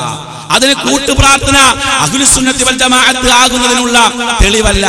പക്ഷേ ഇവിടെ അഹ്ലുസുന്നത്തി വൽ ജമാഅത്തിന്റെ ആളുകൾ ആകണമെങ്കിൽ ഖുർആനും ഹദീസും പിൻപറ്റൽ നിർബന്ധമില്ല ഇവിടെയുള്ള മുസ്ലിയാക്കന്മാർക്ക്. നമ്മൾ മുമ്പ് പറഞ്ഞ അതേ മുസ്ലിയാർ തന്നെ അഹ്ലുസുന്നത്തി വൽ ജമാഅത്തിന്റെ ആശയ ആദർശം ഏത് പ്രമാണവുമായിട്ടാണ് ബന്ധമെന്ന് അയാൾ പറയുന്നുണ്ട്. പ്രമാണമായിട്ടാണോ ബന്ധം? നാട്ടു നടപ്പുമായിട്ടാണോ ബന്ധം? കീഴ്വഴക്കവുമായിട്ടാണോ ബന്ധം? ഗ്രാമതലങ്ങളിലുള്ള നാട്ടാചാരങ്ങളുമായിട്ടാണോ ബന്ധം? അങ്ങനെ ഏത് അടിസ്ഥാനത്തിലാണ് അഹ്ലുസുന്നത്തി വൽ ജമാഅത്തിന്റെ ആശയം രൂപപ്പെട്ടിരിക്കുന്നത് എന്ന് മുസ്തഫൽ ഫൈസി പറയുന്നത് നിങ്ങളൊന്ന് കാണുക. അങ്ങനെ കീഴ്വഴക്കത്തിന്റെ അടിസ്ഥാനത്തിൽ, മുസ്ലിം ലോകത്തിന്റെ പ്രവർത്തനത്തിന്റെ അടിസ്ഥാനത്തിൽ, ഓരോ ഗ്രാമങ്ങളിലെയും പ്രവർത്തനങ്ങളുടെ അടിസ്ഥാനത്തിൽ സുന്നത്ത് ജമാഅത്തിന്റെ വിശ്വാസങ്ങളും ആചാരങ്ങളും രൂപം കൊണ്ടു എന്ന് പറഞ്ഞാൽ അത് ശരിയാണ്. ആ പറഞ്ഞത് മനസ്സിലായില്ലേ? സുന്നത്ത് ജമാഅത്തിന്റെ ആശയങ്ങളും വിശ്വാസങ്ങളും രൂപം കൊണ്ടത് നാട്ടാചാരങ്ങൾ, ഗ്രാമത്തിന്റെ വിശ്വാസങ്ങളുടെ അടിസ്ഥാനത്തിലാണ് പോലും. നിങ്ങളൊന്ന് ചിന്തിച്ചു നോക്കൂ. ഗ്രാമങ്ങളിലുള്ള ആ ഗ്രാമത്തിലുള്ള വിശ്വാസ ആചാരങ്ങളുടെ അടിസ്ഥാനത്തിൽ, കീഴ്വഴക്കങ്ങളുടെ അടിസ്ഥാനത്തിൽ സുന്നത്ത് ജമാഅത്തിന്റെ ആശയങ്ങൾ രൂപം കൊണ്ടു എന്ന് പറയുമ്പോൾ അതിന്റെ അർത്ഥം എന്താണ്? പ്രമാണങ്ങളുമായി ഇവരുടെ ആശയാദർശങ്ങൾക്ക് യാതൊരു ബന്ധവും ഇല്ല എന്നുള്ളതാണ്. അത് ശരിയാണ്. താഴെ വരുന്നുണ്ട്, ഞാൻ വിശദീകരിച്ച് തരുന്നുണ്ട്. പ്രമാണങ്ങളുമായി ബന്ധമില്ലാത്ത ഒട്ടനവധി സ്വഭാവങ്ങൾ, ഒട്ടനവധി പ്രവർത്തനങ്ങൾ സുന്നത്ത് ജമാഅത്തിന്റെ ആശയമാണെന്ന് പറഞ്ഞുകൊണ്ട് ചെയ്തു കൂട്ടിക്കൊണ്ടിരിക്കുന്ന പേക്കോലങ്ങളെ കുറിച്ച് ഇൻഷാ അല്ലാഹ് ഞാൻ പറഞ്ഞു വരുന്നുണ്ട്. അപ്പോൾ പറഞ്ഞു വന്നതിന്റെ ആശയം എന്താ? ഇവിടെ സുന്നത്ത് ജമാഅത്ത് എന്ന് നമുക്ക് പരിചയപ്പെടുത്തി തരുന്നത് ഇസ്ലാമിന്റെ പ്രമാണത്തെയല്ല പരിചയപ്പെടുത്തി തരുന്നത്, മറിച്ച് കീഴ്വഴക്കങ്ങൾ. ഞങ്ങളുടെ മുൻഗാമികൾ എന്ത് ചെയ്തു, ഞങ്ങളുടെ നാട്ടുകാരെന്ത് ചെയ്തു, നാട്ടാചാരം എങ്ങനെയായിരുന്നു, അതിനെ അടിസ്ഥാനപ്പെടുത്തിക്കൊണ്ടാണ്. പിന്നെ ഇവർക്ക് വേറൊരു പ്രമാണമുണ്ട്. എന്താ പ്രമാണം എന്നറിയാമോ? അത് പറഞ്ഞുതരാം. അതായത് ഒരു നാട്ടില് ഒരു പള്ളിയിൽ മുക്രി ഉണ്ടെന്ന് കൂട്ടാം. മുക്രി എല്ലാ ദിവസവും സുബഹിക്ക് ബാങ്ക് കൊടുക്കുമ്പോ അതേ സമയത്ത് തന്നെ അവിടെ ഒരു കോഴി കൂവാറുണ്ട്. മുക്രി ബാങ്ക് കൊടുക്കുന്ന അതേ സമയത്ത് ഒരു കോഴി കൂവാറുണ്ട്. എങ്കിൽ ഒരു ദിവസം മുക്രി അലാറം വെച്ചിട്ട് അടിച്ചില്ല, ഉറങ്ങിപ്പോയി. സുബഹിക്ക് മുക്രി എഴുന്നേറ്റില്ല, മറന്നുപോയി. ഉറക്കത്തിൽപ്പെട്ടുപോയ മുക്രി, ആ മുക്രിയുടെ ബാങ്ക് പ്രതീക്ഷിച്ചുകൊണ്ട് കുറെ ആളുകൾ ഇരിക്കുന്നുണ്ട്. പക്ഷേ മുക്രിയുടെ ബാങ്ക് കേട്ടില്ല, പകരം കോഴിയുടെ കൂവലാണ് കേട്ടതെങ്കിൽ ആ കോഴി ഇസ്ലാമിൽ പ്രമാണമാണ് എന്ന് ഇതേ മുസ്ലിയാർ പറയുന്നതെന്ന് കാണുക. പക്ഷേ ഇസ്ലാം മതത്തിൽ കോഴി ഒരു നിമിഷത്തിൽ പ്രമാണമാണ്. കോഴി പ്രമാണമാണ്. അതല്ലെങ്കിലും അവരുടെ കൂടെ ജീവിക്കുമ്പോൾ അറിയാം കോഴി അവർക്ക് പ്രമാണമാണെന്നുള്ളത് വ്യക്തമായി അറിയുന്നു. നിങ്ങളൊന്ന് മനസ്സിലാക്കുക. അപ്പോൾ ഇനി അദ്ദേഹത്തിന്റെ പ്രഭാഷണങ്ങളിൽ പലതിലുമുണ്ട് കോഴി പ്രമാണം, പോത്ത് പ്രമാണം, നായ പ്രമാണം. അങ്ങനെ പരിശുദ്ധ ഖുർആനിനും ഹദീസിനെയും പ്രമാണമായി സ്വീകരിക്കാതെ കീഴ്വഴക്കങ്ങളും അതേപോലെ തന്നെ നാട്ടാചാരങ്ങളും പ്രമാണമായി സ്വീകരിക്കുന്ന ആളുകൾ, അങ്ങനെയുള്ള ആളുകളാണ് മുജാഹിദിന്റെ പാരമ്പര്യത്തെ വെല്ലുവിളിക്കുന്നത്, മുജാഹിദ് പ്രസ്ഥാനത്തിന്റെ പാരമ്പര്യത്തെ ചോദ്യം ചെയ്യുന്നത്. എന്നാൽ പ്രിയമുള്ള സഹോദരങ്ങളെ, നിങ്ങളൊന്ന് മനസ്സിലാക്കണം, മുജാഹിദ് പ്രസ്ഥാനം ഇവിടെ ഏതെങ്കിലും ഒരു പ്രവർത്തനങ്ങൾ ചെയ്യുന്നുണ്ട് എങ്കിൽ ആ പ്രവർത്തനങ്ങൾ ആര് ചെയ്തു എന്ന് ചോദിച്ചാൽ മുജാഹിദ് പ്രസ്ഥാനത്തിന് എടുത്തു കാണിക്കാൻ കഴിയും. അത് നബി കരീം സല്ലല്ലാഹു അലൈഹി വസല്ലമ ചെയ്തതാണ്.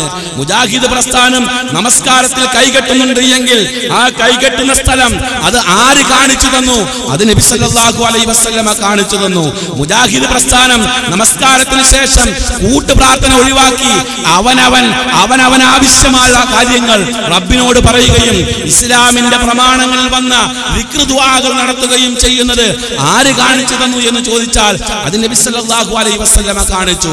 മുജാഹിദ് പ്രസ്ഥാനം നോമ്പെടുക്കുമ്പോൾ ആ നോമ്പിന്റെ ആചാരങ്ങൾ അത് എവിടെ നിന്നുണ്ടായി എന്ന് മുസ്ലിമീങ്ങളോട് ചോദിച്ചാൽ, മുജാഹിദുകാരോട് ചോദിച്ചാൽ മുജാഹിദ് പ്രസ്ഥാനത്തിന് പറയാൻ കഴിയും അത് അതിന്റെ പാരമ്പര്യം നബി സല്ലല്ലാഹു അലൈഹി വസല്ലമയിൽ പോയി മുട്ടുമെന്ന്. എന്നാൽ ഇവിടെ പാരമ്പര്യത്തെ വെല്ലുവിളിച്ച പ്രിയപ്പെട്ട സുഹൃത്തിനോട് വളരെ വിനയത്തോടു കൂടി ചോദിക്കുകയാണ്, ഇന്ന് സുന്നി പള്ളികളിൽ സുബഹി നമസ്കാരത്തിന്റെ സന്ദർഭത്തിൽ രണ്ടാമത്തെ റക്അത്തിലെ ഇഅ്തിദാലിലെ ഖുനൂത്ത് എന്ന് പറയുന്ന ഒരു നടപടി കാണാൻ കഴിയും. ആ നടപടി നബി സല്ലല്ലാഹു അലൈഹി വസല്ലമയുടെ ജീവിത കാലഘട്ടത്തിൽ അല്ലാഹുവിന്റെ പ്രവാചകൻ എപ്പോഴാണ് കാണിച്ചു തന്നത്? ഒരു നിർണായക ഘട്ടത്തിൽ റസൂലുള്ളാഹി സ്വല്ലല്ലാഹു അലൈഹി വസല്ലമ നാസിലത്തിന്റെ ഖുനൂത്ത് ഓതിയിട്ടുണ്ട്. അതൊരു നിർണായക ഘട്ടത്തിലാണ്. അതിന്റെ സാഹചര്യം വരുമ്പോൾ അത് അനുവദനീയമാണ്. എന്നാൽ ഇവിടെ വ്യാപകമായ തോതിൽ ശാഫിഈ മദ്ഹബിന്റെ ആളുകളാണെന്ന് പറയുന്ന ആളുകൾ ഒരു പ്രമാണത്തിന്റെ പിൻബലം പോലും ഇല്ലാതെ ചെയ്യുന്ന ഖുനൂത്ത് അല്ലാഹുവിന്റെ പ്രവാചകനിലേക്ക് പോയി മുട്ടുന്നുണ്ടോ? കൂട്ടുപ്രാർത്ഥന അല്ലാഹുവിന്റെ പ്രവാചകനിലേക്ക് പോയി മുട്ടുന്നുണ്ടോ? അതേപോലെ തന്നെ വെച്ചു പുലർത്തുന്ന ഒട്ടനവധി ആചാര അനുഷ്ഠാനങ്ങൾ അതിന്റെ പാരമ്പര്യം ഒന്ന് പരതുകയാണ് എങ്കിൽ അതൊരിക്കലും റസൂലുള്ളാഹി സ്വല്ലല്ലാഹു അലൈഹി വസല്ലമയുമായിട്ടോ പ്രവാചകന്റെ ജീവിത പാരമ്പര്യവുമായിട്ടോ പ്രവാചകന്റെ അനുഷ്ഠാനങ്ങളുമായിട്ടോ യാതൊരു ബന്ധവും ഉണ്ടാവുകയില്ല. എന്നാൽ മുജാഹിദ് പ്രസ്ഥാനം ചെയ്യുന്ന ഏതെങ്കിലും ഒരു പ്രവർത്തനം ഇത് നബി സല്ലല്ലാഹു അലൈഹി വസല്ലമ ചെയ്യാത്തതാണ്, ഈ ചെയ്യുന്ന പ്രവർത്തനങ്ങൾ പ്രമാണങ്ങൾക്ക് വിരുദ്ധമാണ് എന്ന് ധൈര്യസമേതം ചൂണ്ടിക്കാണിച്ചു തരാൻ പ്രിയപ്പെട്ട മുസ്ലിയാരെ നിങ്ങൾക്ക് കഴിയുമോ? കഴിയില്ല എന്ന് മാത്രം അല്ല, പാരമ്പര്യം അവകാശപ്പെടുന്ന ഞങ്ങളുടെ പാരമ്പര്യം വലിയ പാരമ്പര്യമാണ് എന്ന് അവകാശപ്പെടുന്ന ചില പാരമ്പര്യങ്ങൾ ഞാൻ നിങ്ങൾക്ക് കാണിച്ചു തരാം. ആ പാരമ്പര്യങ്ങളെ കുറിച്ച് നിങ്ങൾ വ്യക്തമായി അറിയണം. ആ പാരമ്പര്യം ഇവിടെ നടപ്പിലാക്കുന്നത് ആരാണെന്നറിയാമോ? കേരളത്തിലെ മുസ്ലിമീങ്ങളുടെ മൊത്തം കുത്തക അവകാശപ്പെടുന്ന പുരോഹിത സഭയുടെ പരമോന്നത പീഠമായ സമസ്ത കേരള ജംഇയ്യത്തുൽ ഉലമ എന്ന ആ പ്രസ്ഥാനത്തിന്റെ കീഴിൽ പ്രവർത്തിക്കുന്ന ചെമ്മാട് കേന്ദ്രീകരിച്ചുള്ള ദാറുൽ ഹുദ എന്ന് പറയുന്ന ഒരു അക്കാഡമി, ആ അക്കാഡമിയുടെ നടത്തിപ്പ് പോലും ഈ കാണുന്ന ചര്യ അനുസരിച്ചാണ്. ആ ചര്യയിൽ ഇസ്ലാമിന്റെ മാനം എത്രത്തോളം ഉണ്ട് എന്ന് നിങ്ങൾ മനസ്സിലാക്കണം. അതിൽ അഹ്ലുസ് സുന്നത്തി വൽ ജമാഅത്തിന്റെ മാനം എത്രത്തോളം ഉണ്ടെന്ന് മനസ്സിലാക്കണം.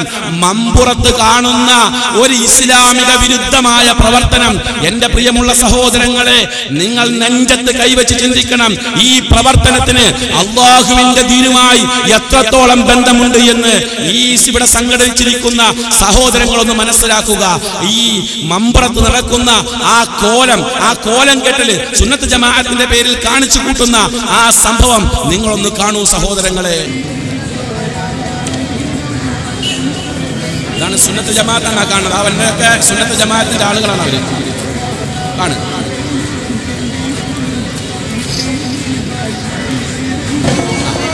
ഇതാണ് ശരിയായ അഹ്ലുസ് സുന്നത്തി വൽ ജമാഅത്ത്.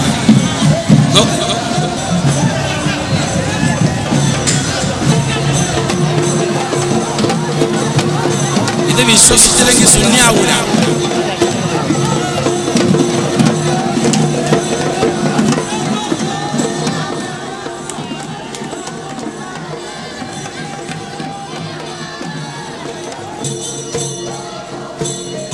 ഇത് വെള്ളിയാഴ്ച ദിവസം കൂടെയാണെന്ന് ഓർക്കണം. ജുമായുടെ സമയമാണ്. കുറച്ച് കഴിയുമ്പോൾ കാണാം നിങ്ങൾക്ക് അത് വെള്ളിയാഴ്ച ദിവസമാണെന്നതിൻ്റെ ഒരു തെളിവും കൂടെ കാണിച്ചു തരുന്നത്.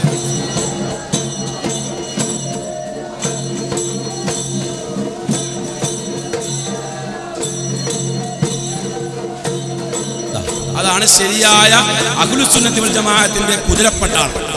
നോക്കൂ,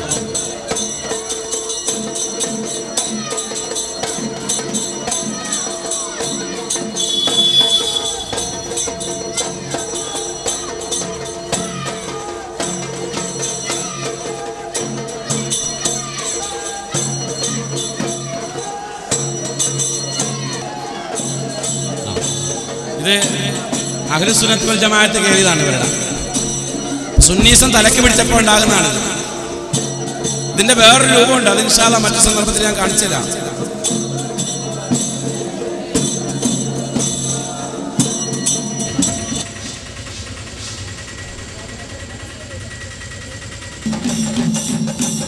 ഇത് മുട്ടിച്ചിറയിൽ കാണുന്ന ഒരു സംഭവമാണ്.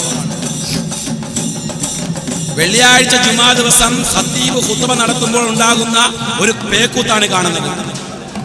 അതിൽ വരച്ചു വച്ചിരിക്കുന്ന ചിത്രങ്ങൾ ആരുടേതൊക്കെയാണെന്ന് വ്യക്തമായി കാണാം. യേശുക്രിസ്തുവിന്റെ ധനലക്ഷ്മിയുടെ ചിത്രങ്ങളടക്കമാണ് അതിൽ ആലേഖനം ചെയ്തിട്ടുള്ളത്. ആ ചിത്രങ്ങൾ വെച്ചുകൊണ്ടാണ് മുസ്ലിം ആചാരം എന്ന് പറഞ്ഞുകൊണ്ട് സുന്നത്ത് ജമാഅത്തിന്റെ ആശയമാണ്. ഇതാണ് പാരമ്പര്യം അവകാശപ്പെടുന്ന സുന്നികളുടെ സ്വഭാവം.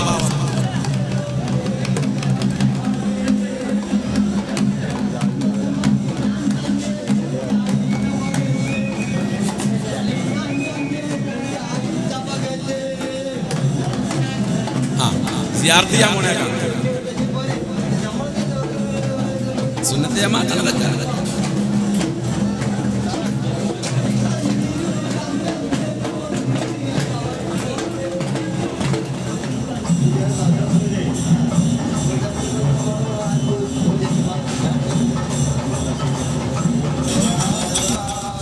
ഖുത്ബാണ്.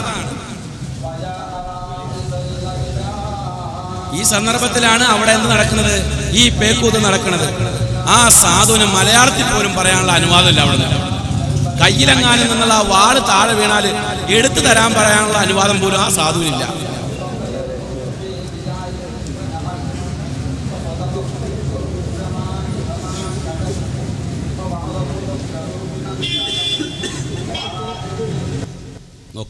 പ്രിയമുള്ള സഹോദരങ്ങളെ, ഇതാണ് അഹ്ലുസുന്നത്തി വൽ ജമാഅത്തിന്റെ പാരമ്പര്യം അവകാശപ്പെടുന്ന ആളുകളുടെ ജീവിതത്തിലുള്ള അനുഷ്ഠാന കർമ്മം. ഞാനൊന്ന് ചോദിക്കുകയാണ് സഹോദരങ്ങളെ, ഇത് ആരുടെ പാരമ്പര്യം ആണ്? മുജാഹിദ് പ്രസ്ഥാനത്തിന്റെ പാരമ്പര്യത്തെ ഘോരഘോരം വെല്ലുവിളിച്ച പ്രിയപ്പെട്ട സുഹൃത്തിനോട് വളരെ വിനയത്തോടു കൂടി ചോദിക്കുകയാണ്, ഇത് ആരുടെ പാരമ്പര്യമാണ് ഇവിടെ കണ്ടത്? നബി കരീം സല്ലല്ലാഹു അലൈഹി വസല്ലമ നൂറ്റാണ്ട് 14കൾക്ക് മുമ്പ് ഈ സമൂഹത്തിനോട് പറയുകയാണ്, ലതത്തബിഉന്ന സനന മൻ കാന ഖബ്ലകും സിബ്റൻ ബിസിബ്രിൻ വദിറാഅൻ ബിദിറാ. നിങ്ങളുടെ പൂർവികരായ ആളുകളുടെ പാരമ്പര്യം, അവരുടെ ചര്യ ലതത്തബിഉന്ന നിങ്ങൾ പിൻപറ്റുക തന്നെ ചെയ്യും. എങ്ങനെ? സിബ്റൻ ബിസിബ്ർ, പാദാനുപാദം നിങ്ങൾ ചാണോട് ചാണത് പിൻപറ്റും. വദിറാഅൻ ബിദിറാ, മുഴത്തിന് മുഴം, ചാണിന് ചാൺ. ഇവിടെയുള്ള മുൻഗാമികളുടെ പാത നിങ്ങൾ പിൻപറ്റും. പ്രിയമുള്ള സഹോദരങ്ങളെ, മക്കയിലുള്ള മുശ്രിക്കീങ്ങളെ കുറിച്ച് വിശുദ്ധ ഖുർആനിൽ 8:35 അധ്യായത്തിൽ പറയുകയാണ്, മാ കാന സലാത്തുഹും മിൻദൽ ബൈത്തി ഇല്ലാ മുഖാഅൻ വതസ്ദിയ. അവിടെ മക്ക മുശ്രിക്കുകളായ ആളുകളുടെ പ്രാർത്ഥന, അവരുടെ നമസ്കാരം, അവരുടെ ആരാധന കഅബാലയത്തിൽ വെച്ച് എങ്ങനെയായിരുന്നു? ഇല്ലാ മുഖാഅൻ, ചൂളം വിളിയും, വതസ്ദിയ, കൈകൊട്ടുമായിരുന്നു എന്ന് മക്ക മുശ്രിക്കീങ്ങളെ കുറിച്ച് വിശുദ്ധ ഖുർആൻ പറയുന്നുണ്ട്. ആ ആചാര നടപടിയല്ലേ, ആ പാരമ്പര്യമല്ലേ നിങ്ങൾ കുറച്ചു മുമ്പ് കണ്ടത്? ഈ ചൂളം വിളിയും കൈകൊട്ടും ചെണ്ടമുട്ടും ഹാലിളകലും തുള്ളലും പാടലും ആചരിക്കലും ഇസ്ലാമിന്റെ പ്രമാണങ്ങളിൽ ഏത് പ്രമാണത്തിന്റെ പിൻബലമുണ്ട്?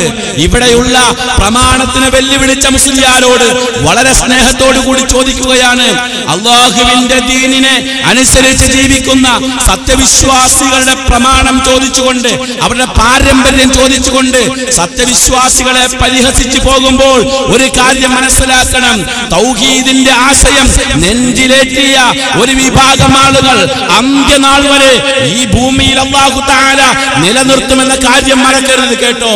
ഇത്തരത്തിലുള്ള പേക്കോലങ്ങൾ ഉണ്ടാക്കി വെച്ചുകൊണ്ട് അത് കണ്ടില്ലെന്ന് നടിച്ച് ഈ സമൂഹത്തിന്റെ നെഞ്ചിലേക്ക് കാർപ്പിച്ചു തുപ്പുന്ന അല്ലയോ മുസ്ലിയാക്കന്മാരെ, നിങ്ങളോട് സ്നേഹത്തോടു കൂടി പറയുകയാണ്, സത്യം മനസ്സിലാക്കാനുള്ള ഒരു കേവല ചിന്താഗതി, കേവല മനോഭാവമെങ്കിലും നിങ്ങൾ വെച്ചു പുലർത്തേണ്ടതുണ്ട്.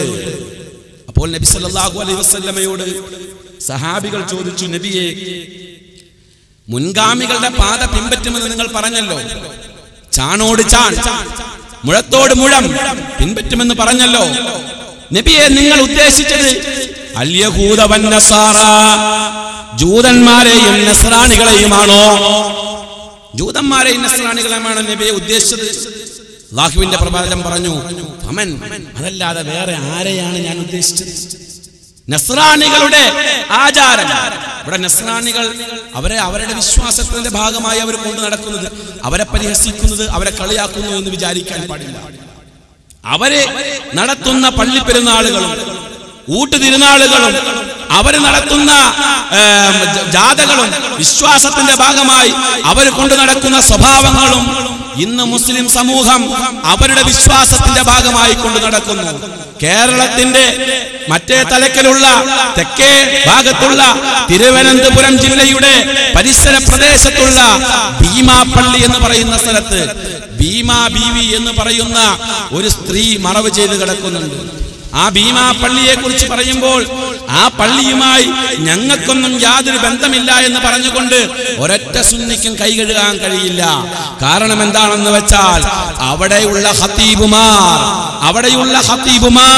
ഇവിടെയുള്ള എല്ലാ വിഭാഗം സുന്നികളിൽപ്പെട്ട ആളുകളിലും പെട്ട ആളുകൾ അവിടെ ഖതീബുമാരായി സേവനം ചെയ്തത് വ്യക്തമായ തെളിവുണ്ട്. ഇവരുടെ കൂട്ടത്തിൽപ്പെട്ട ബാദുഷാ സഖാഫിയും കണ്ണൂർ ക്യാമ്പസാറിൽ ഖതീബായിരുന്ന ഹസ്സം അസ്ലം ബാഖവിയും ഒക്കെയാണ് അവിടെ ഖതീബായി സേവനം നടത്തുന്നത്.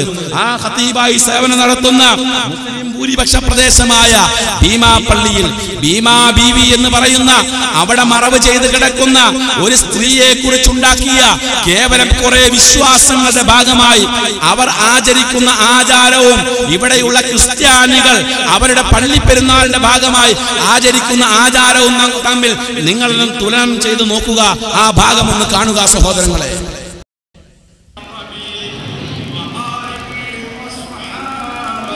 അത് ഭീമാബിയുടെ ജാറാണ് കാണുന്നത്. അത് തുറന്ന് കാണിക്കണമെങ്കിൽ വലിയ പൈസ കൊടുക്കണം ഈ വാർഷികത്തിലല്ലാത്ത സന്ദർഭത്തിൽ.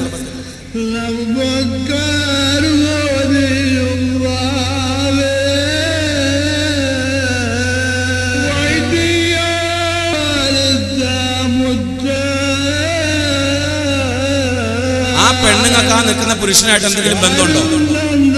എത്ര സ്ത്രീകളാണ് പുരുഷന്മാരുമായി ഇടകലരുന്നത്? ആ രംഗം നിങ്ങൾ ശരിക്കും മനസ്സിലാക്കുക.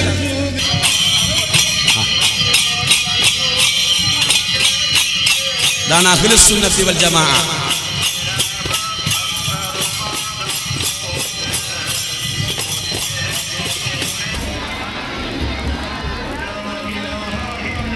അന്യ സ്ത്രീ പുരുഷന്മാര് പരസ്പരം കൂടിക്കലർന്നുകൊണ്ടുള്ളതായ ഒരു ദുരാചാരമാണ് കാണുന്നത്. നോക്ക്,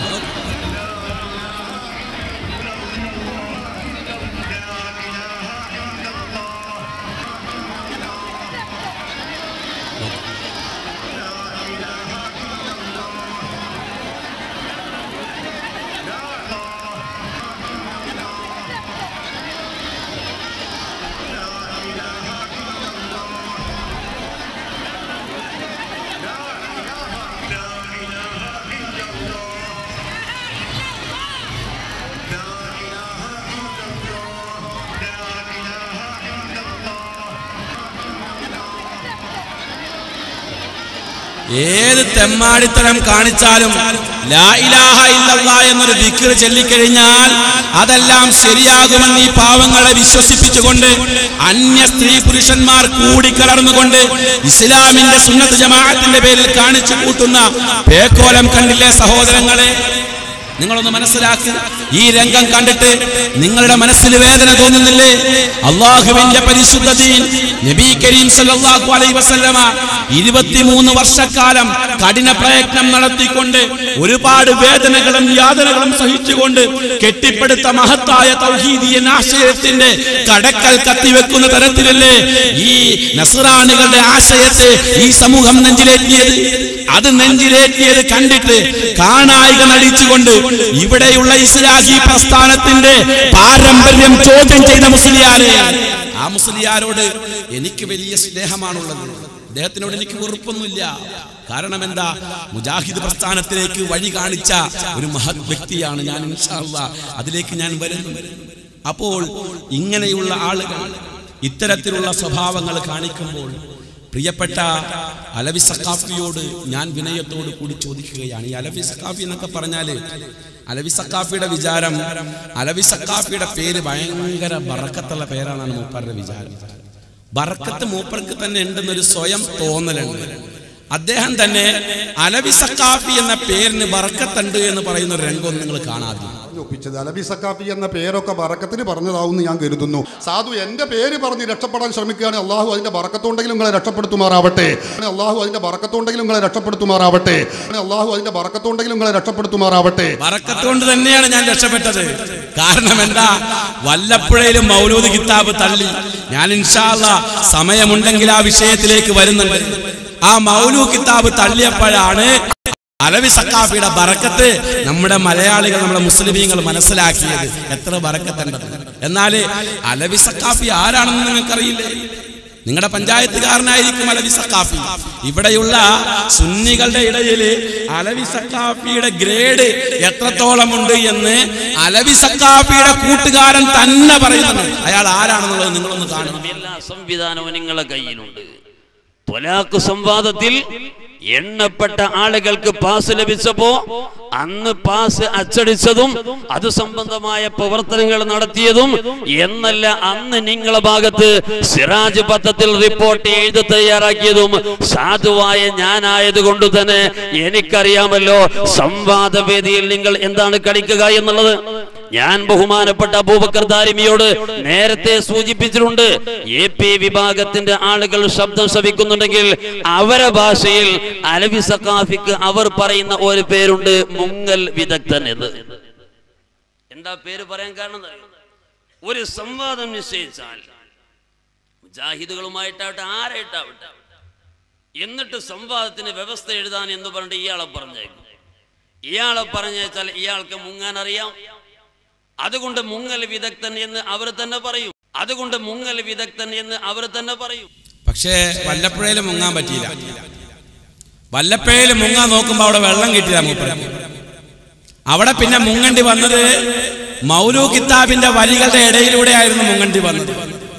പ്രിയമുള്ള സഹോദരങ്ങളെ, ഈ അലവി സഖാഫി തന്നെ പറയുന്നത് ഈ മേൽപ്പറഞ്ഞ തങ്ങന്മാരെയും ഈ മേൽപ്പറഞ്ഞ ബീവിമാരോടും ഇസ്തിഗാസ നടത്തിക്കൊണ്ട് അവരോട് ഏത് കാര്യം ചോദിക്കുന്നത് കൊണ്ടും കുഴപ്പമില്ല.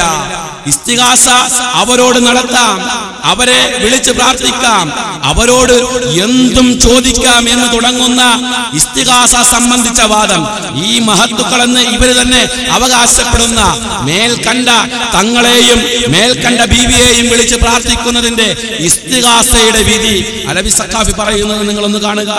മക്കളോട് അവർ ജീവിച്ചിരിക്കുന്നവരാവട്ടെ മരണപ്പെട്ടവരാവട്ടെ അവരോട് ആ മറഞ്ഞ വഴിയിലൂടെ അല്ലെങ്കിൽ അസാധാരണ രൂപേണ അവരോട് സഹായം ചോദിക്കുന്നതിനാണ് ഇസ്തിഗാസ എന്ന് പറയുന്നത്. അപ്പൊ ആ മഹാത്മാക്കളോട് നമ്മൾ ചോദിക്കുന്ന ആ ചോദ്യത്തിന് ഇസ്തിഗാസ എന്ന് പറയുന്നു. എന്താണ് നമ്മൾ അവരോട് ചോദിക്കുന്നത്? എന്ത് ചോദിച്ചാലും അത് ഇസ്തിഗാസയാണ്. എന്ത് ചോദിച്ചാലും അത് ഇസ്തിഗാസയാണ്. മേൽപ്പറയപ്പെട്ട തങ്ങളോടും മേൽപ്പറയപ്പെട്ട ബീവിയോടും ഇനി നമ്മുടെ നാട്ടിലുള്ളതും നാട്ടിലില്ലാത്തതുമായ സകല മക്ബറകളുടെ മുമ്പിൽ പോയിട്ടും എന്ത് ചോദിക്കുന്നതും ശരിയാണ്. അതിന് ഇസ്തിഗാസ എന്നാണ് പറയുന്നത്. ഇസ്തിഗാസ എന്ന് പറയുമ്പോൾ അതിന്റെ അർത്ഥം എന്താണെന്ന് കൂടെ അറിയണ്ടേ? അതിന്റെ അർത്ഥം ഞാൻ വിശദീകരിക്കുന്നില്ല, അലവി തന്നെ വിശദീകരിക്കുന്നു എന്ന് കാണുക. നിങ്ങൾ അലവിയുടെ വിശദീകരണത്തിലേക്ക് ഒന്ന് ശ്രദ്ധിക്കൂ. സഹായത്തേട്ടം എന്നാണ് ഇതിന്റെ മലയാളത്തിലുള്ള അർത്ഥം. സഹോദരന്മാരെ, അഹ്ലു സുന്നത്തി വൽ ജമാഅത്തിന്റെ നിലപാട് നമുക്കറിയാം. അത്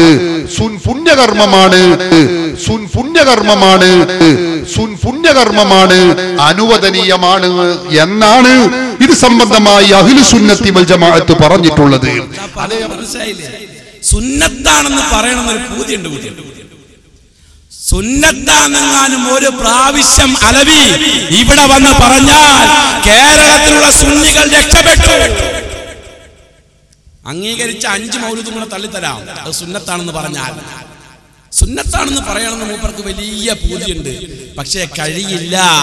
പുണ്യകർമ്മമാണ്, അനുവദനീയമാണ് എന്ന് പറഞ്ഞ് മുടന്തൻ ന്യായത്തിൽ ഉരുണ്ട് കളിക്കാനേ അലവിക്ക് കഴിയുള്ളൂ.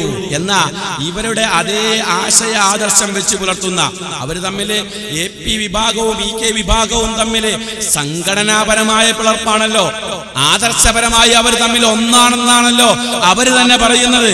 ആ ആദർശപരമായി ഒന്നായ ഒരു വിഭാഗം EK വിഭാഗം സുന്നികൾ ഇസ്തിഗാസയുടെ വിധി പറയുന്നത് ആ ഇസ്തിഗാസ പുണ്യമാണെന്നാണ് അലവി സഖാഫി പറഞ്ഞത്. പുണ്യം ആണോ അല്ലയോ എന്ന് EK വിഭാഗം സുന്നികളുടെ നേതാവ് അമ്പലക്കടവ് ഫൈസി പറയുന്നത് നിങ്ങളൊന്ന് കാണുക. ഇസ്തിഗാസയുടെ ശർഈയായ ഹുക്മ് എന്താണ്? ഇതിന് അല്ലാഹു സുബ്ഹാനഹു വ തആലയുടെ അടുക്കൽ വല്ല പ്രതിഫലവും ഉണ്ടോ എന്നാണ്. ഇസ്തിഗാസയെക്കുറിച്ച് ലോക മുസ്ലിം ജനസമൂഹം ഇത്രയും കാലം അംഗീകരിച്ചു വരുന്ന നിലപാടും സമസ്ത കേരള ജമിയത്തുള്ള വിശദീകരണവും ഇസ്തിഗാസ ശറയിൽ അനുവദിക്കപ്പെട്ട കാര്യമാണ്. തവസ്സുൽ സുന്നത്താക്കപ്പെട്ട കാര്യമാണ്. തബറുക്ക് സുന്നത്താക്കപ്പെട്ട കാര്യമാണ്. അപ്പോൾ ഇസ്തിഗാസ ഇസ്ലാമിൽ സുസമ്മതമായി സ്ഥിരീകരിക്കപ്പെട്ട കാര്യമാണ്. ശറിയാ ഹുക്കുമാണ്, അനുവദിക്കപ്പെട്ടതാണെന്നുള്ളത്. അപ്പോൾ തഹീറിനെ തേടിയാൽ, ഖിതാബ് തഹീറിനെ തേടിക്കഴിഞ്ഞാലാണ് ഇബാഹത്ത് വരുന്നത്. അപ്പോൾ തഹീറിനെ തേടുമ്പോൾ തഹീർ എന്ന് പറഞ്ഞാൽ ഇഷ്ടം പ്രവർത്തിക്കല്ല. ഇത് ചെയ്താലും കുഴപ്പമില്ല, ചെയ്തില്ലേലും കുഴപ്പമില്ല. അപ്പോൾ ചെയ്താലും കുഴപ്പമില്ല, ചെയ്തില്ലെങ്കിലും കുഴപ്പമില്ല എന്ന് പറയുന്നപ്പോൾ പിന്നെ എന്താണ് അപ്പോൾ വരുന്ന ഉസ്താദിൻ്റെ അഭിപ്രായം എന്താണ്? അത് അപ്പോൾ പ്രതിഫലം ഉണ്ടോ? അപ്പോൾ അദ്ദേഹം പറയുന്നത് അനുവദനീയം എന്ന് പറഞ്ഞാൽ അല്ലെങ്കിൽ ഹലാലായ ഒരു കാര്യം എന്ന് പറഞ്ഞാൽ തഹീറാണ്. ചെയ്യണമെങ്കിൽ ചെയ്യാം, ചെയ്യണ്ടെങ്കിൽ ചെയ്യാം. അങ്ങനെ തന്നെയാണ് അതിൻ്റെ വിധി, ഒരു സംശയവുമല്ല. പിന്നെ ചോദിക്കാവുന്ന അടുത്ത ചോദ്യം എന്തെങ്കിലും വല്ലതും ഉണ്ടെങ്കിൽ ചോദിക്കണം. പ്രതിഫലം ഒരു കാര്യം ഹലാലായ കാര്യത്തിന് സതുദ്ദേശപരമായി ചെയ്യുകയാണെങ്കിൽ പുണ്യം കിട്ടുമെന്നല്ലാതെ ഹലാൽ എന്ന നിലയിൽ അനുവദിക്കപ്പെട്ടത് എന്ന നിലയിൽ പുണ്യം കിട്ടൂല. പുണ്യം കിട്ടൂല എന്നാ പറഞ്ഞത്. ഇവിടെ അലവി സഖാഫി പറഞ്ഞത് പുണ്യം കിട്ടുമെന്നാ പറഞ്ഞത്, പുണ്യകരമാണെന്നാ പറഞ്ഞത്. ഇവിടെ അമ്പലക്കടവ് പൈസ പറയുന്നത് പുണ്യം കിട്ടൂല എന്നാ പറയുന്നത്. ഇവർ ഇപ്പോഴും ഒരു തീരുമാനത്തിലെത്തിയിട്ടില്ല. ഇസ്തിഗാസയുടെ വിഷയത്തില് ഈ കൂട്ടര് കഴിഞ്ഞ 90 വർഷക്കാലമായി കേരളത്തിന്റെ മാമലകൾക്കിടയിലൂടെ പ്രചരണം നടത്തിയിട്ട് ഇപ്പോഴും ഈ കൂട്ടര് പുണ്യമാണോ പുണ്യമല്ലയോ എന്ന വിഷയത്തില് ഒരു ഏക തീരുമാനത്തിലെത്തിയിട്ടില്ല. പ്രിയപ്പെട്ട അലവി, അമ്പലക്കടവ് പൈസയുമായിട്ട് എവിടെയെങ്കിലും പോയി സ്വസ്ഥമായിരുന്ന് ഇത് പുണ്യമാണോ അല്ലയോ എന്ന് രണ്ടു കൂട്ടരും കൂടെ ഒരു തീരുമാനത്തിലെത്തിയിട്ട് വന്നിട്ട് ഈ പ്രസ്ഥാനത്തിന്റെ പാരമ്പര്യം ചോദ്യം ചെയ്തുകൂടെ? അതല്ലാതെ ഒരു വിഷയത്തിൽ ഒരേ ആശയാദർശത്തിൽ വെച്ച് പുലർത്തുന്ന ആളുകള് രണ്ടഭിപ്രായം പറയുമ്പോൾ ആ രണ്ടഭിപ്രായവും തമ്മിൽ നിങ്ങളൊന്ന് തുലനം ചെയ്ത് ഒന്ന് വ്യക്തമായിട്ടൊന്ന് കണ്ടു നോക്കിയേ. സഹായതേട്ടം എന്നാണ് ഇതിന്റെ മലയാളത്തിലുള്ള അർത്ഥം. സഹോദരന്മാരെ, അഹ്ലു സുന്നത്തി വൽ ജമാഅത്തിന്റെ നിലപാട് നമുക്കറിയാം. അത് പുണ്യകർമ്മമാണ്.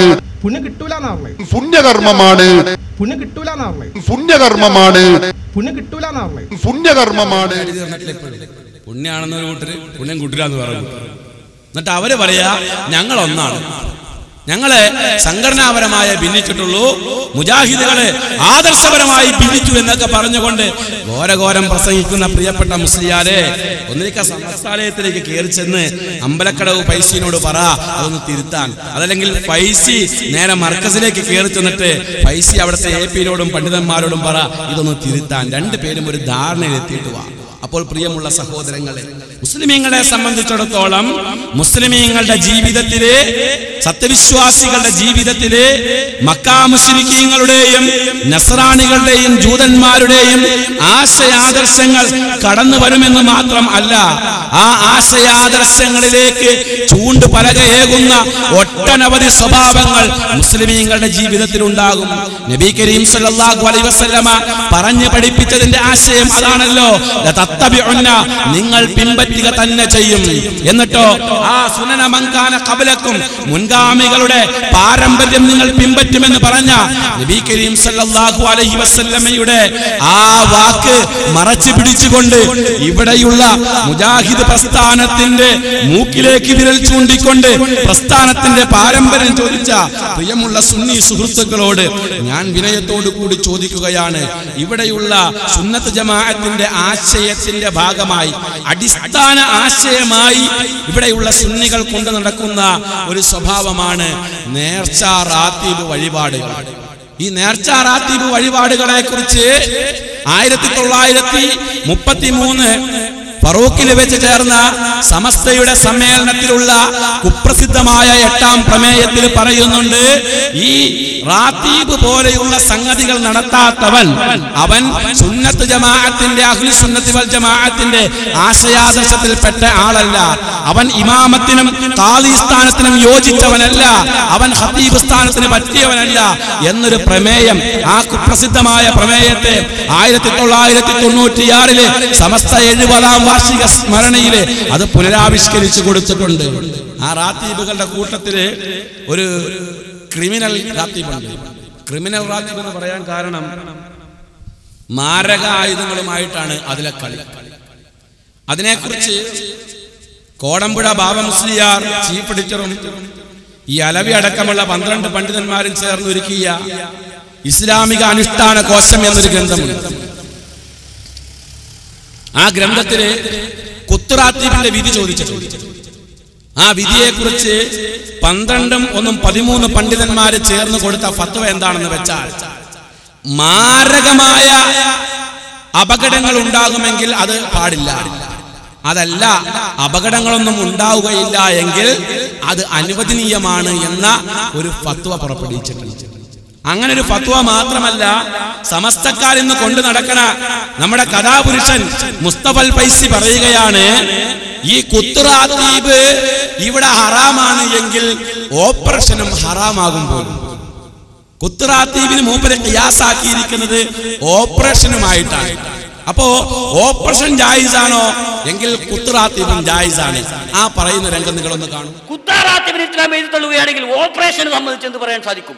ഓപ്പറേഷൻ അത് കുത്തലും കീറലുമല്ലേ. ഇന്നത്തെ ഓപ്പറേഷൻ വളരെ ആശങ്കാജനകമാണ്. ഹാർട്ടാണ്, ബൈപ്പാസാണ്. പണ്ട് ബൈപ്പാസ് എന്ന് പറഞ്ഞാൽ റോഡടിക്കലാ. ഇപ്പൊ ബൈപ്പാസ് എന്ന് പറഞ്ഞാൽ മറ്റേ ഭാഷ. രക്തം നടത്താനുള്ള വേറെ കൊയലും കൊണ്ടൊക്കെ ഒരു ഭാഗം കീറിയിട്ട് മാംസം എടുത്തിട്ട് വേറൊരു ഭാഗം ഫിറ്റ് ചെയ്യലാണ്. അപ്പൊ ഇതെല്ലാം ഓരോരോ ആവശ്യങ്ങൾക്കാണ്. ഇത് ശരീരത്തിന്റെ ആരോഗ്യത്തിനാണെങ്കിൽ ഈ കുത്താറാത്തി മുമ്പ് നടത്തിയത് ഈമാന്റെ ആരോഗ്യത്തിന്. ബൈപ്പാസ് സർജറി എന്താന്ന് പോലും അറിയാത്ത മുസ്ലിയാരാണ്. ബൈപ്പാസ് സർജറി എന്ന് പറഞ്ഞാൽ ഒരു ഭാഗം മുറിച്ചിട്ട് ഇറച്ചി വെച്ച് പിടിപ്പിക്കുന്നതിനാണ് ബൈപ്പാസ് സർജറി എന്നാണ് മൂപ്പര് താരീഫ് വന്നിരിക്കുന്നത്. എന്തോ ആകട്ടെ, ഓപ്പറേഷൻ ഇവിടെ ജായിസ് ആണെങ്കിൽ കുത്താറാത്തിയും ജായിസാണ്. പാരമ്പര്യം വെല്ലുവിളിച്ച പ്രിയപ്പെട്ട സുഹൃത്തെ, നിങ്ങളിവിടെ കാണാനിരിക്കുന്ന ഒരു രംഗം, ആ രംഗത്തിന്റെ പാരമ്പര്യം എവിടെ നിന്നാണെന്ന് കൂടെ ഞാൻ വ്യക്തമാക്കി തരാം. ആ രംഗം ആദ്യം ഒന്ന് കാണും. കുത്റാത്തീബിന്റെ രംഗം ഒന്ന് കാണും.